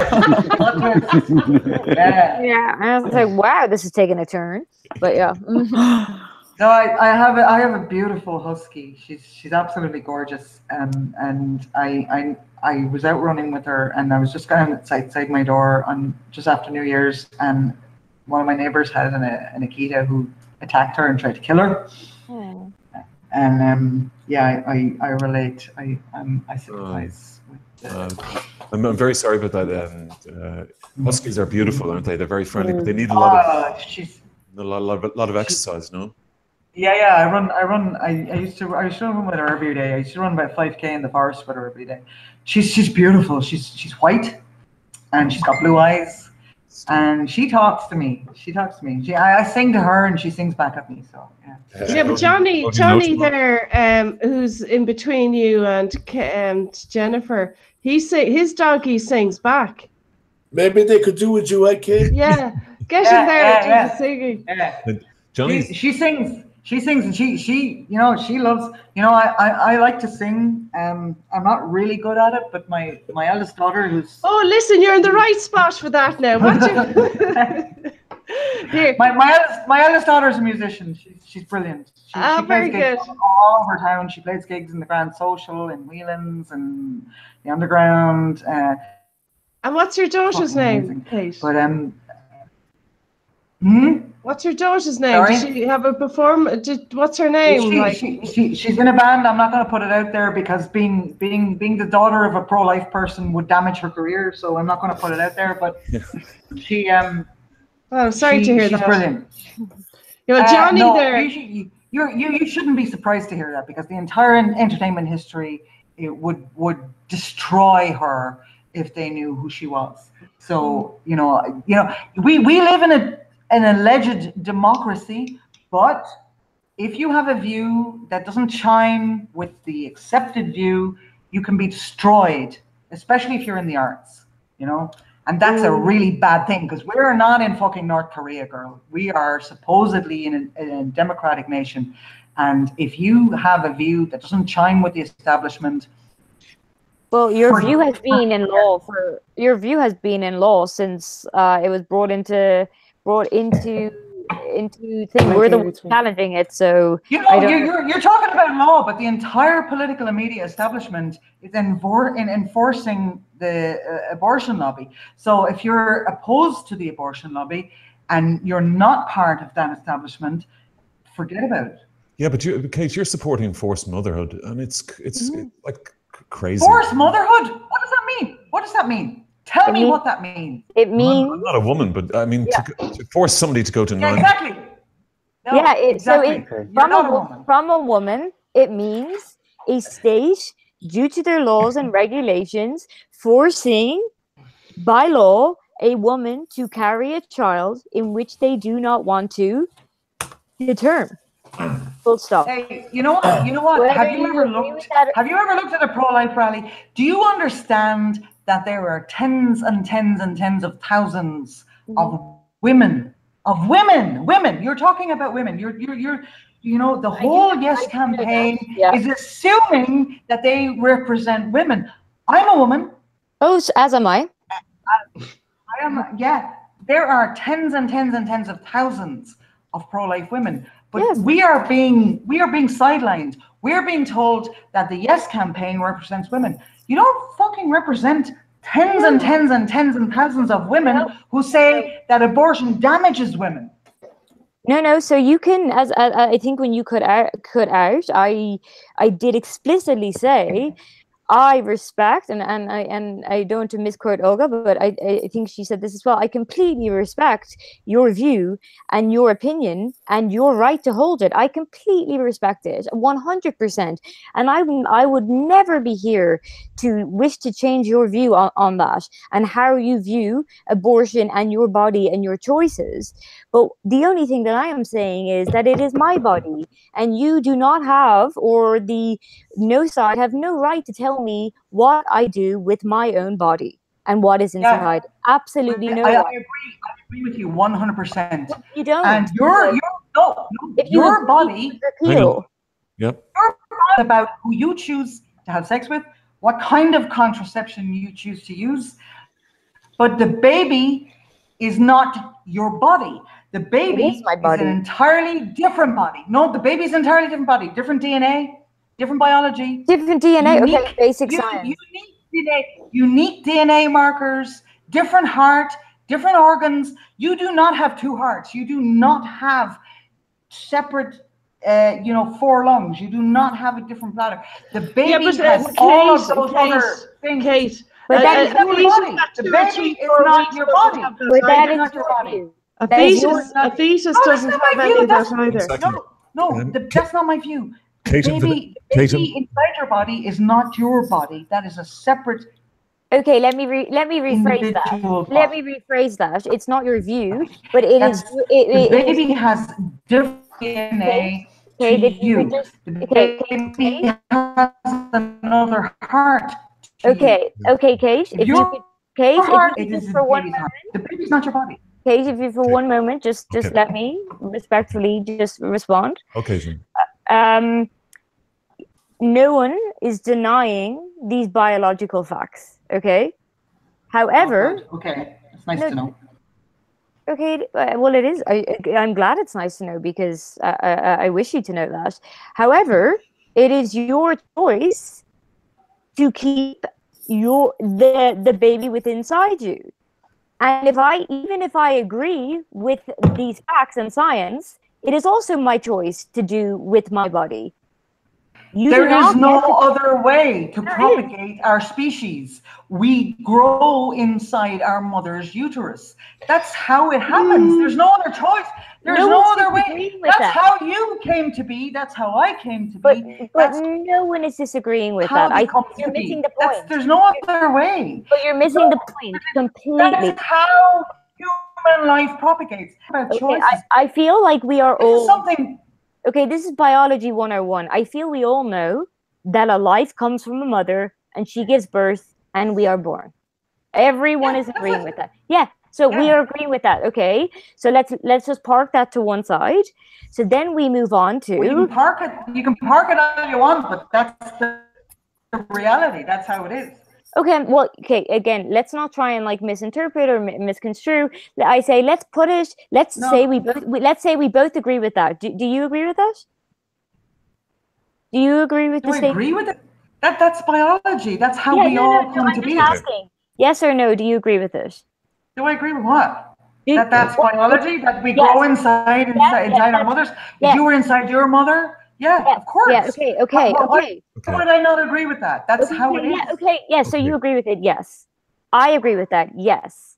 Where we fundamentally differ is, I agree and acknowledge that I should do with my own body as I wish. You do not believe that to be the case, and that's where we diverge. So no one's denying biology, but that is where we are diverging, and I think we can at least respect that divergence and debate on that divergence. Kate is saying that it's not your body. Like there's two separate beings. One is a unique DNA and not part of it. Yeah. So and again, I agree with that. However, I fundamentally and openly... That's not just me saying that. That's biology saying that. Okay. Well, then I fundamentally and openly say that my body and my conscience and my consciousness as a woman and as a citizen walking around on this earth, my body takes precedence over what is inside me, and that is my decision. You don't have to agree with that or not, but that is my choice and my decision, and it is no one else's business. Why should society have a claim on what's inside Jennifer's body? Society doesn't have a claim on what's inside somebody's body. Well, what's Biology. the law? What's the 8th Amendment? Biology. Look, this is why you are here. This is why we're all here. I mean, you're talking about something that cannot be disputed. We all emerge from our mother. And we have all agreed on that here. Yeah. So I don't know what you're debating. I'm not debating it. It's not even debatable. No. You know, this is the propagation of the human species. If you think, okay, look. If we are going to get anywhere in this debate, we all acknowledge, and we do not need to keep saying it, we all acknowledge basic biology. We all acknowledge. Do you really? Do you really understand? Do you really understand that the child forming in the uterus is not a part of your body? That is a separate separate DNA markers, entirely unique individual human being. Yes, I do. Do you acknowledge that? I have acknowledged that time. I think it's sorry, can I step in here just to Sorry. No, everybody. Kate, what you're saying there is actually proving the argument that women are just vessels. No, it isn't. This is biology. By saying there is no other way for the human race to propagate. You know, this is what you need to accept. That if you want to diminish us being just vessels. No, but you're saying that it's like saying there's another option. There is no other option. But there is an option. A woman may any girl may choose not to be. There is no other option. This is how humanity continues. We cannot form and grow and develop in any other way. I know. Kate, I know lots of women.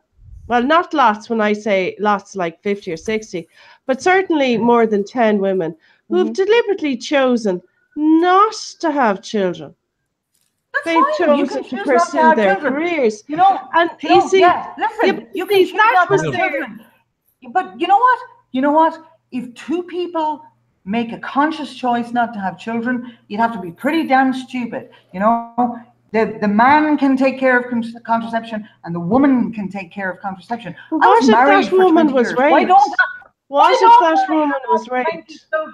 You know, I had a lot of sex with my ex-husband, and we only had 5 children. We were married. Seriously though. So no, you can choose. And if both, you know, this whole thing is such a fucking victory for the patriarchy. The patriarchy, you know, the men can say it's all up to you. You know, they can walk away, zip up their flights and say, your body, your choice. If they are being conscientious, if they are taking care and you are taking care, you're not going to make a baby. You know, if both people are taking precautions, I don't think a rapist gives a shite about that, to be honest. Or the patriarchy. Yeah. Okay, we're talking about rape. Okay, 2% of abortions. And you know, you think Michael Cleary or you know the former Bishop of Galway might have considered that. Okay, well, also with rape, you can get the morning after pill immediately. You know, I was talking to a Vanguard yesterday. That's not necessarily true. I was talking to a Vanguard yesterday, and the first thing they offer rape victims is the morning after pill straight away. Okay, so Jennifer is in a find. Sorry, will I stop? So first of all, you're assuming that the rape victim reports it straight away. Exactly, and they are of sound mind and sound judgment to go and get this. And also, we covered it on the show, and in fact, Shayna is in the chat pit at the moment, who was the foreperson on the jury in the Paddy Jackson McElroy, right? No, just hear me out. The point is the culture at the moment, the movement, the mood is that you're better off not reporting rape. So to assume that, you know, a Vanguard, but first of all, the job title of Vanguard went about 20 years ago. So like let's try and stay up in the No, you know what? 2018. No, let's just call her a vanguard, because she likes that. That's her choice. She chooses to be called a vanguard. Okay, I'm glad it's her choice. Let's let her have her choice. Now, let me ask you something. Do you support the death penalty? Do you think people should be put to death for crime? You do by endorsing. You see, this is where the no campaign. No, I don't. I don't. I have mounted campaigns against the death penalty. But you approve of the morning after pill. No, listen.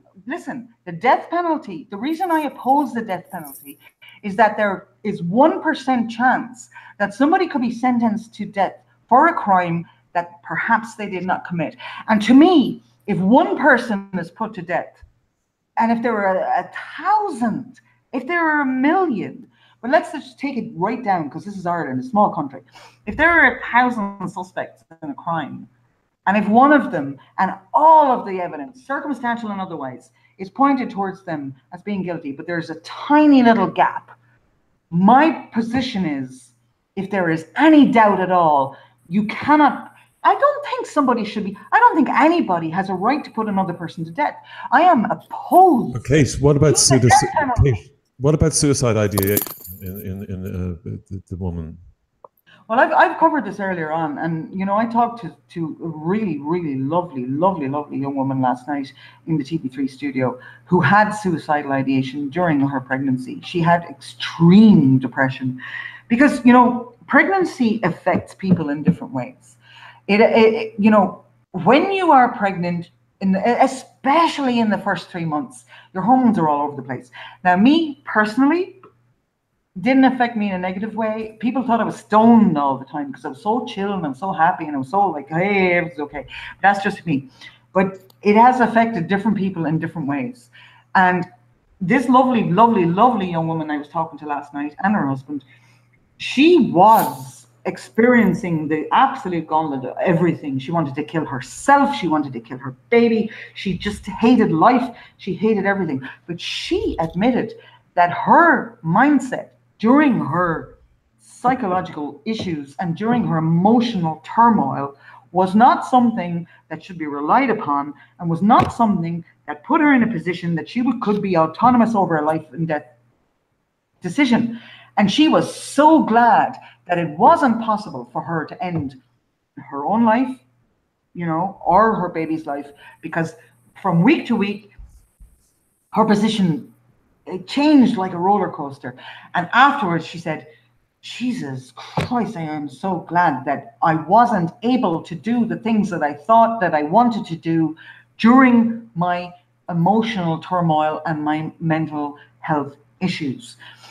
When someone is suffering under that pressure of mental health, they are not in a position, and stress is a blinder. I know this. I have been in situations where I have been sleeping in my car and rummaging around for 20 cents to buy a fucking stale bread roll in Tesco's. I know that stress is a blinder. And I know that when you are under that kind of pressure, making the right decision is just not available to you. It's not available to you at that Kate, there's only one right decision for you. One second. Yeah, Kate, it's not a case of like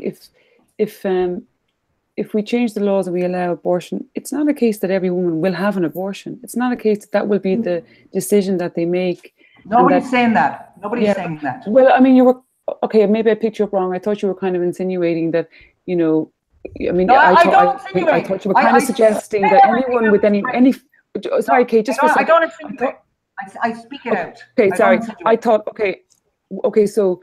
Okay, well, I'll just say what I thought I picked you up on, which was I thought that you were kind of saying that, any woman with a mental health issue, if she just got past it and had the baby, everything would be fine. I just don't think that that's the case. Okay, I think that's not what I said, because you know what? I say what I say. You don't have to. You don't have to. But you were giving and improvise. But you gave an example but I don't think that example would actually, would transfer to everyone. I think that's my point. No examples transfer to everyone. You sound like a very unusually, you've taken to motherhood like like fish to water. But I know a lot of women who don't want that at all. You know, they don't want children. They don't, you know, and No, listen, I am not the person, you know, anybody who went to school with me, anyone who went to college with me would not have pegged me as a mother of 5. You know, I was a rebel. I was always a rebel. I rode a motorcycle. I was a rocker. I was a punk. I was all of those things. I'm 52 and I still run 5K and I work out and I get out there. I do all the stuff I want to do. I'm not your typical anything, and I did not take to motherhood. But the moment that I realized there was a child inside my body, I realized that that's a whole different human being. That's not me. And I've had 5 children and I'm not missing any body parts. You know, though none of those children were part of my body. They lived inside my body because that's human biology. That's how we propagate. Stop that argument. Sorry, Jennifer. I just think we need to, I don't mean to be rude, but it's getting quite tiring going around about this basic biology. We're all on the same page about how human life works. I don't think anyone. We are. We're not on the same I think page. we are, No. Kate. I think we are. You're talking about rude, you know, there's nothing rude about saying that a life forming inside a woman is not part of her body. That's not rude. You know what's rude?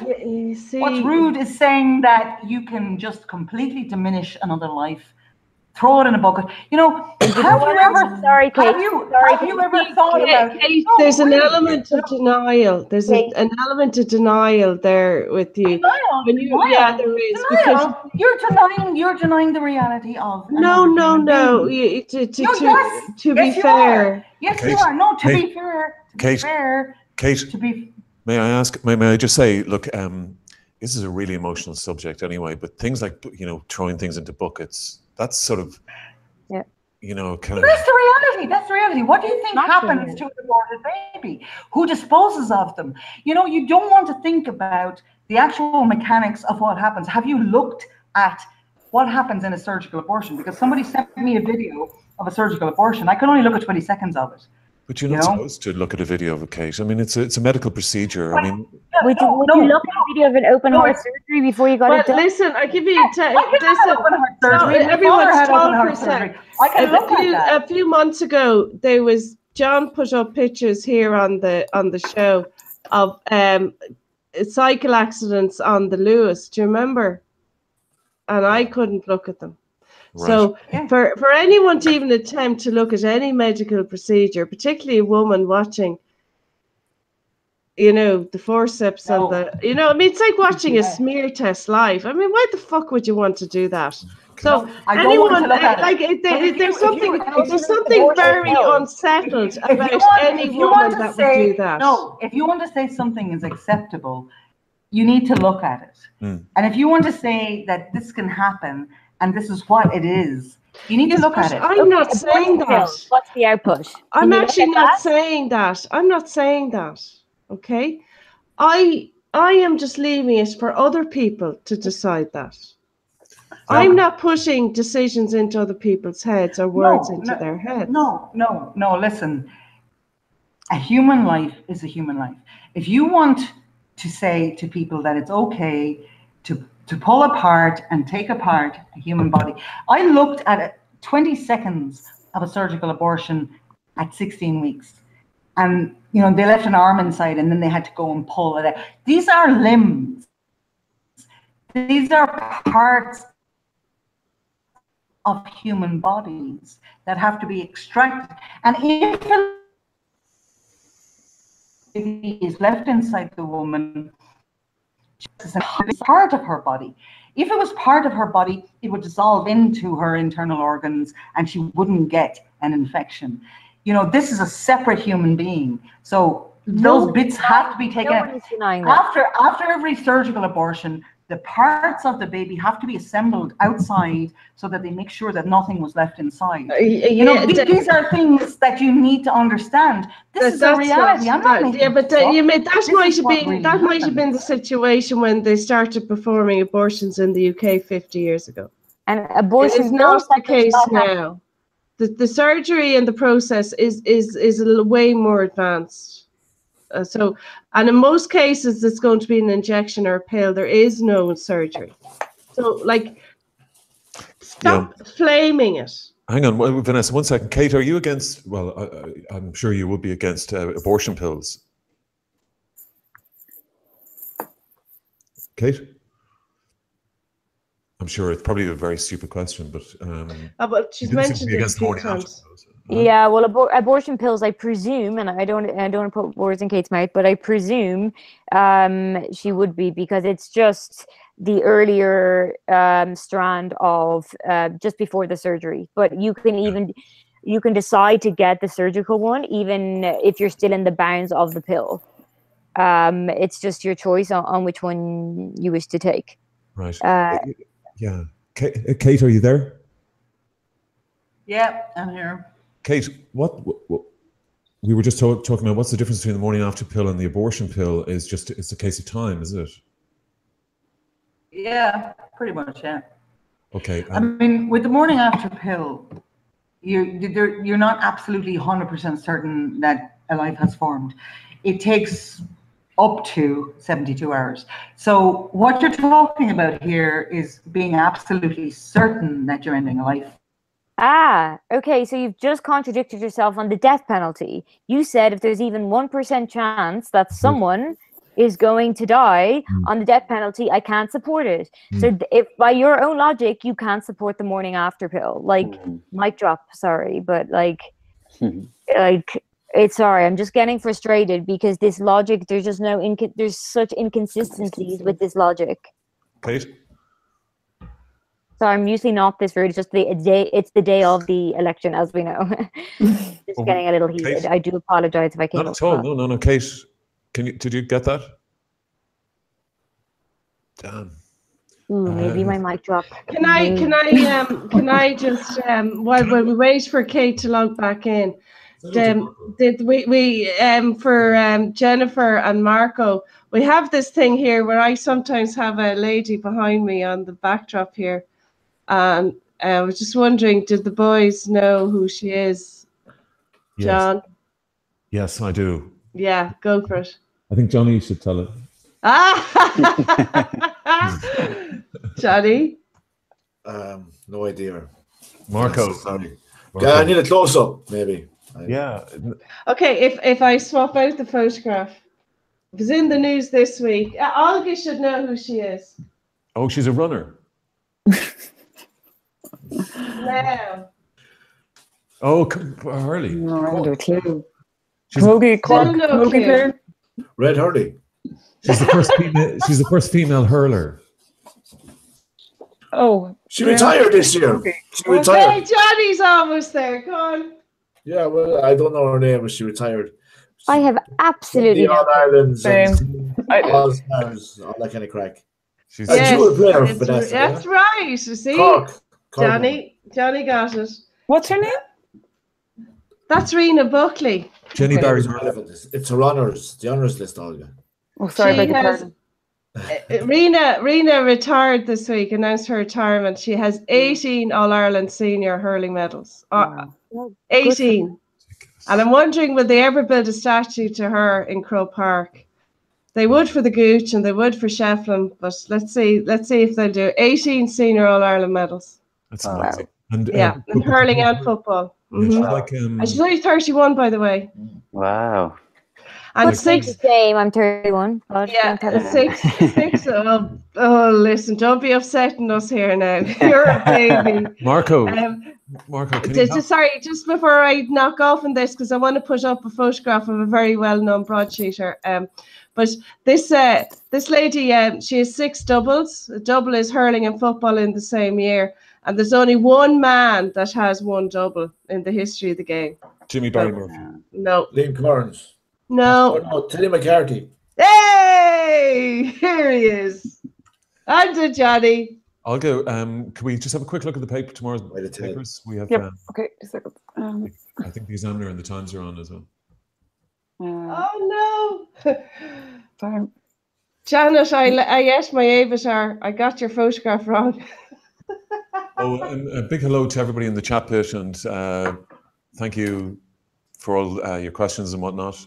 Can I just say, the chat bit is the biggest turnout ever in the chat bit this evening. Great. And it's the questions, the dialogue, I've just seen a message there, not this GA shite again.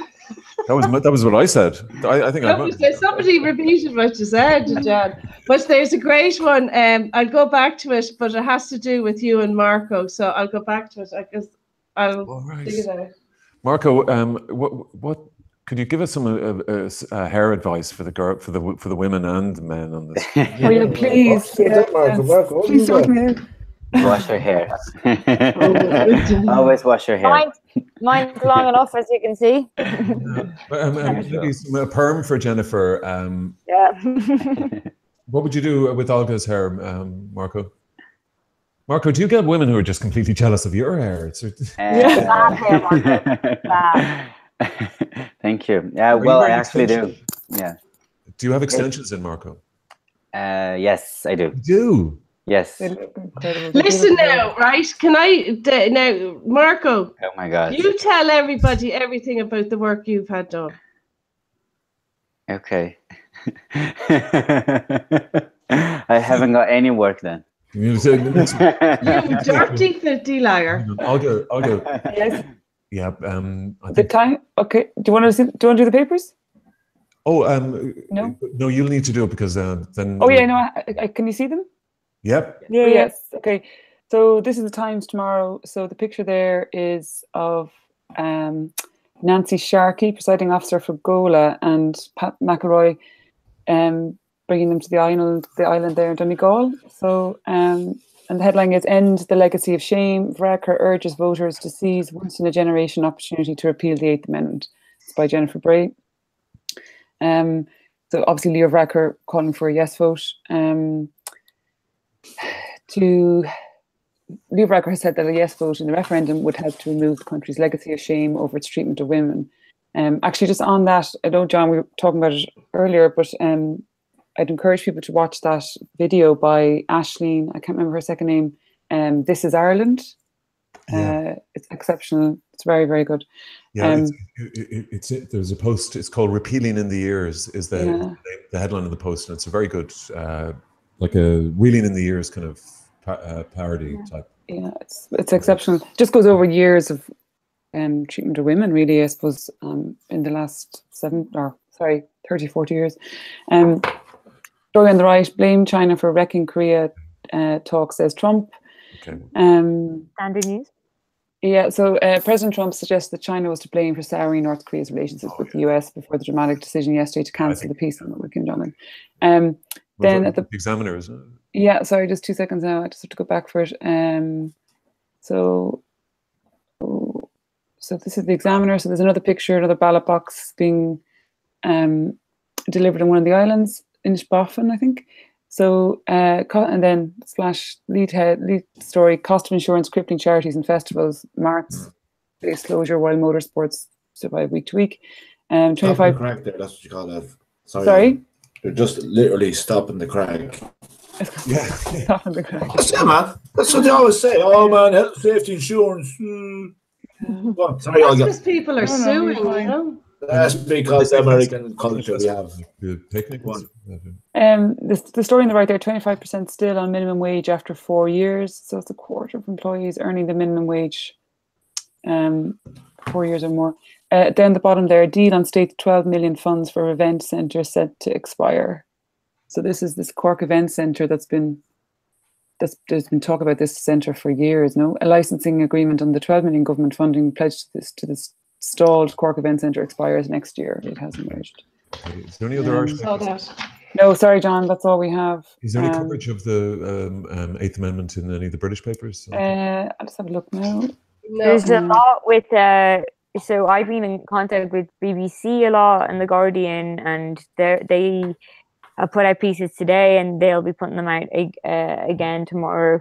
Yes. And I think it's CBS Canada contacted me to go on, so I think it's going to go pretty much international. Oh, yeah. Absolutely. Brazil. Yeah, it's going to be. It's actually. I think it'll all blow on Saturday morning. Yeah. Does anyone know, by the way, when the time is going to be called? Oh, there's an Actually, I'll talk to you off air about that, Jennifer. there'll be an exit. There's an exit poll tomorrow on the Late Late Show, and then It'll be called from Dublin. I'd say somewhere between 6 and 7 on Saturday evening. Oh God, yeah. It'll be very quick because it's not like a general. But I'll talk to you off air about that, Jennifer. Yeah, no worries at all. Yeah. Marco, just on the hair front. What would you do with Olga's hair? She's complaining. Olga's gorgeous hair. It's gorgeous. Gorgeous hair, yeah, but I mean, Don't worry about it, Marco. I would just let it be, Olga. Yeah. Thank you. Mess it all up and let it be. Yeah. Marco, It's your choice. It's your body.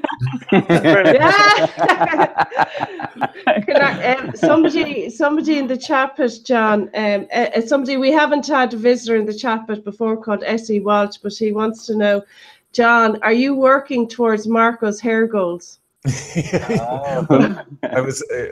That's why I was wondering, were you wearing extensions? Because I was thinking, there's no way I could go down. I could get that. Let me see. Growth, I think, John, you're going to try and have a bale bun. Like. Yeah, well, I can do a bun now. I mean, I can technically, if I had a bun thing. A go-go. Yeah. What do they call it? A go-go. Technical term. Go-go. Yes, bun thing. Go-go. So I'll do the man bun for next week. So. Yeah. Okay. Dream big. Can I take it? It's also your body, your choice. John's hair is always a meme on its own. Marco, thank you so much for coming, and thank you for having me. No, really, and good luck tomorrow. And I know your first time voting. Again, it's my pleasure. Just voting for the first time as a citizen. So I just thank you, Marco. Think I have to make the right choice and make the change. Thank you. And if you want to see Marco in action, he's in the studio salon. In Ranelagh, yes. Ranelagh. Just at the studio, Ranelagh, you'll find us. Or Marco Diaz, all over the magazine. Marco and I will be doing a one-to-one little thing in a few weeks, and we'll post it up on the site. Marco is a social influencer now. Oh, Mark is the first social influencer. You see his Instagram and his website. He's been doing this for years. I kind of guessed, yeah. I'm going to have to agree with that, yes. Very polished. Jennifer Boffin, Oxford prof. Thank you so much. I know, stop. I have to get away from that. Everyone's like, on the comments, you West Brit, you. I was like, oh, God, give me strength. Well, Jennifer, Professor, it's been an absolute pleasure having you on. Thank you so much. No, thank you so much for inviting me. No, but Jennifer, if I had the job title, Professor, Doctor, whatever, I'd be using it. I know, but it's only the Irish where you're like, better dull that one down. Because they'd be like, who do you think you are? Like, John, before you mind, before we go, because I promised a very well-known broadsheeter. Sure. She sent me in these photographs today. I made a Mickey the first one. But can you see the photograph behind me? Some lovely ladies at the crossroads in Malahide. Oh, brilliant. Yeah. Janet, who everyone in Broadsheet will know, is one of the ladies. Oh. The other lady is Lucy, who's Janet's best friend, and another lady. Now, I hope I get your pronunciation right. Janet was coaching me earlier on. It's Fave. So they were out on the dancing on the crossroads. For them. Yeah. For yes. Can you see that? That's Janet. I ate my avatar. That's her. Yeah. And Janet, I'm sorry I made a Mickey your other photograph, but anyway. Johnny Keenan. Yeah. Sorry, everyone. Not at all. Johnny Keenan. Thanks, Sean. Nice meeting you guys. Yeah, you too, Johnny. It's cool, Johnny. Thank you. Okay, well, maybe see you next week, eh? 100%, Sean. You know me. There just wasn't enough singing. That's the problem. Okay. A little bit lackluster, as I said. I really enjoyed the show. Yeah, you're brilliant. Brilliant. Thanks, and well done on all the campaign, all the canvassing you've done. Marco Diaz, great to meet you. Thank you very much. We'll hopefully have you back on again. Namaste. And to Olga Cronin. Thank you so much, Olga. We had so much to talk about the I disclosure. know, but it's not the right time. No, but maybe We'll do another one tomorrow night. Well, we'll do the piece then. We'll do the proper piece of the next day or so. Vanessa Foran, celebrity. Well done, Olga. Thank you very much. John, can I have 30 seconds to appeal to the undecideds? Please. Yeah. If you're an undecided tomorrow and you're a man, I know I said this already, but go to the nearest and dearest or the closest woman in your life and ask them how they are voting, and be a proxy for each other. If you're a woman, unless she's Kate Lawler. No, it doesn't matter. Go to the nearest and dearest woman in your life and ask them how they are voting, and be their proxy and take their lead. You know, whatever way you vote tomorrow, vote. Well, ideally, if you want my vote, I'm going to ask you to vote yes. Okay. The other thing, if you are an undecided and you're a female voter, let me just say this: don't ever attempt to walk in any other girl's shoes, because it's impossible. And there's millions and millions and millions, and there's millions have gone before us. So don't even think you can try to walk in somebody's shoes. But if you don't want to think that like that, here's what I'll say to you is the Orange Order today, or sorry, on Thursday, the 24th, have asked you to vote no.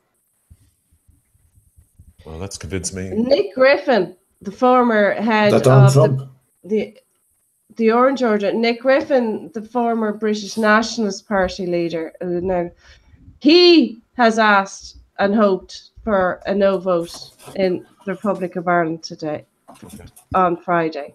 Wouldn't like the English telling us what to do. Isn't that right? And Jamie Bryson, the guy that was cribbing about the Irish flag at the Belfast City Hall, he's gone about going for a no vote. They are the people whose side you are on if you vote no tomorrow. And, you know, I'd know what side I'd rather be on the opposite of. So, whatever you do, vote. Okay. That's my case for the undecideds, everybody. Thank you, Vanessa. And if you stay tuned, if you follow me on Twitter on Saturday, I'll be tweeting live from the Count Centre. Live from the Count Centre, and hopefully you get Jennifer in as well, maybe. Yeah. Going to have a chat afterwards. Okay, thank you so much. It's Thank been our show. It's just flown by. And no singing, everybody. And can I just say I do love a good musical. So, like, what's your favorite musical? What's your favorite? Oh well, I say my mom produces a musical every year. So to say I know every single word of every single musical is perhaps an understatement. So if you walk into our house, our family home, there is just all the it's creepy. It's all the programs of all the musicals, like all down the hall. Yeah, so I am a little obsessed. Oh, listen, Jennifer, you'll be back. I'm telling you now, you'll be back. Like a good harmony as well. So, before we go, sing your favorite Eurovision winner. I don't know. Oh no, because I can't. The winner, I feel like. Yeah. Jennifer Von Trapp, and thank you. The Hills are indeed alive. Yes. Thanks, everybody. I'll hopefully see you. Thank you. Tomorrow. We'll see you on this thing next week. Okay. Thank you so much. Yeah, good luck to everyone tomorrow. Yeah, thanks, good luck, guys. Early enough. Yeah, Yeah, let's do this. Okay.